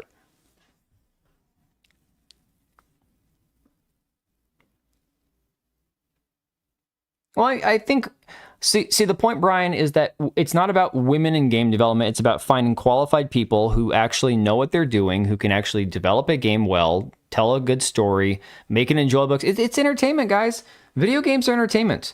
And if they stop being entertaining, it doesn't, I said this the other day, it doesn't matter like what your personal beliefs are. It doesn't matter what your personal politics are. If you can write an entertaining story and you can make a game that's worth buying and worth people putting the time into, you could have a different view of something and try to put that into your game, as long as you tell it in an interesting way and you entertain in the process and you don't ever lecture your customer, then people will be willing to hear, even if they don't agree, even if they go, okay, well, I didn't love that about it, but whatever. My wife, okay, you're not going to find a more conservative person than my wife. She makes me look like a lefty sometimes, and I'm pretty right wing. But she watches The West Wing, okay? Grew up watching The West Wing. Everyone in the show is a Democrat. The Democrats are the good guys. She doesn't care. She likes the characters. She likes the story. So women in gaming should be well, I don't think, Lugia, to that point, I don't think you have to say they should be the norm. In a normal situation, they would be the norm, I think is the reality. Game development, and typically in the past, video games as a whole, were a 95% male-dominated industry and hobby, right? So it's not like you have to be... They have to inorganically go out and try to recruit women into game development. It's why CD Projekt Red does these internships that are only for women, right? Because women aren't lining up to do it. The ones who are, often when you see them showcased at the Game Awards or these games, these indie games that get the spotlight, and it's drive your sister across the border to get an abortion simulator. That's not what gamers want. That's not what anybody wants. That's what 5 blue-haired freaks online want. So I don't think it's a matter of, gaming gatekeeps itself when done properly. It's not like you got to worry about like, oh no, we got to build up a fence and say no girls allowed. It's more about finding studios that don't care about prioritizing artificial quotas and diversity, man. You want to code, bitch? I don't have a problem with that, but don't try to shape the market. Dude, exactly. That's really it, man. That is really it. I have concerns also. Microsoft's been spiraling for a while. Yeah, not just the gaming division. Dude, Microsoft... Okay, you want a Microsoft story? You want to know how much I hate Microsoft right now? I have 3 computers in my house that I've built, okay? This one here is the one that I've had the longest, and I've upgraded the most. And this computer, in the last couple of months, has done this thing where it will randomly go to sleep in the middle of me using it, mostly while I'm playing a game, right? Just goes to sleep. You know what it did to me this morning? I'm sitting here having my second cup of coffee, eating my muffin, playing Arc Raiders. I'm just trying to get some shit done. And Arc Raiders is not a game where if you die, you lose that. Like, you're not going to be set that far back if you lose your good stuff, right? You can replace your good stuff pretty quickly. It's not that bad.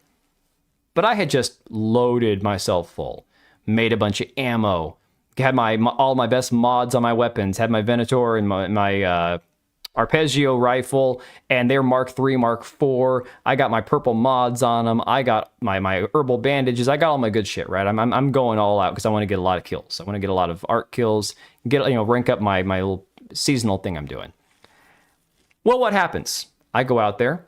I shoot at one of them leaper guys, the big spider-looking things. He turns and looks at me. I'm like, all right, I'm just going to go. Now I got his attention. I'm going to go inside and shoot him from inside this building. Oh, no.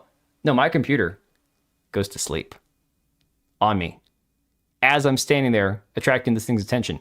By the time I get the screen back on, put in my little pin number, I'm dead. I'm down on the ground. I lose all my stuff. To be fair, it's tired, boss. Oh, dude, Windows 11 is ass. And this happens to me all the time, dude. It happens to me all the time.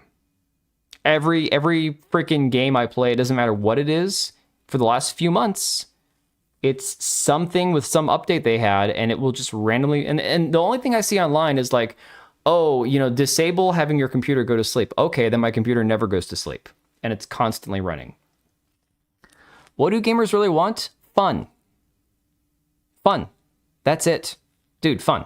Brian, it's an easy answer. Fun. They will pay for fun. They'll pay a little. They'll pay a lot. It doesn't matter what it is, as long as it's fun. Mugenics, Arc Raiders, recent success. Which ones am I thinking of? Obviously, Expedition 33 and Hollow Knight Silksong, but there have been some other outliers that have just blown up, right? People just want fun. I can't put mine to sleep, wakes up like 3 seconds later, 100% of the time.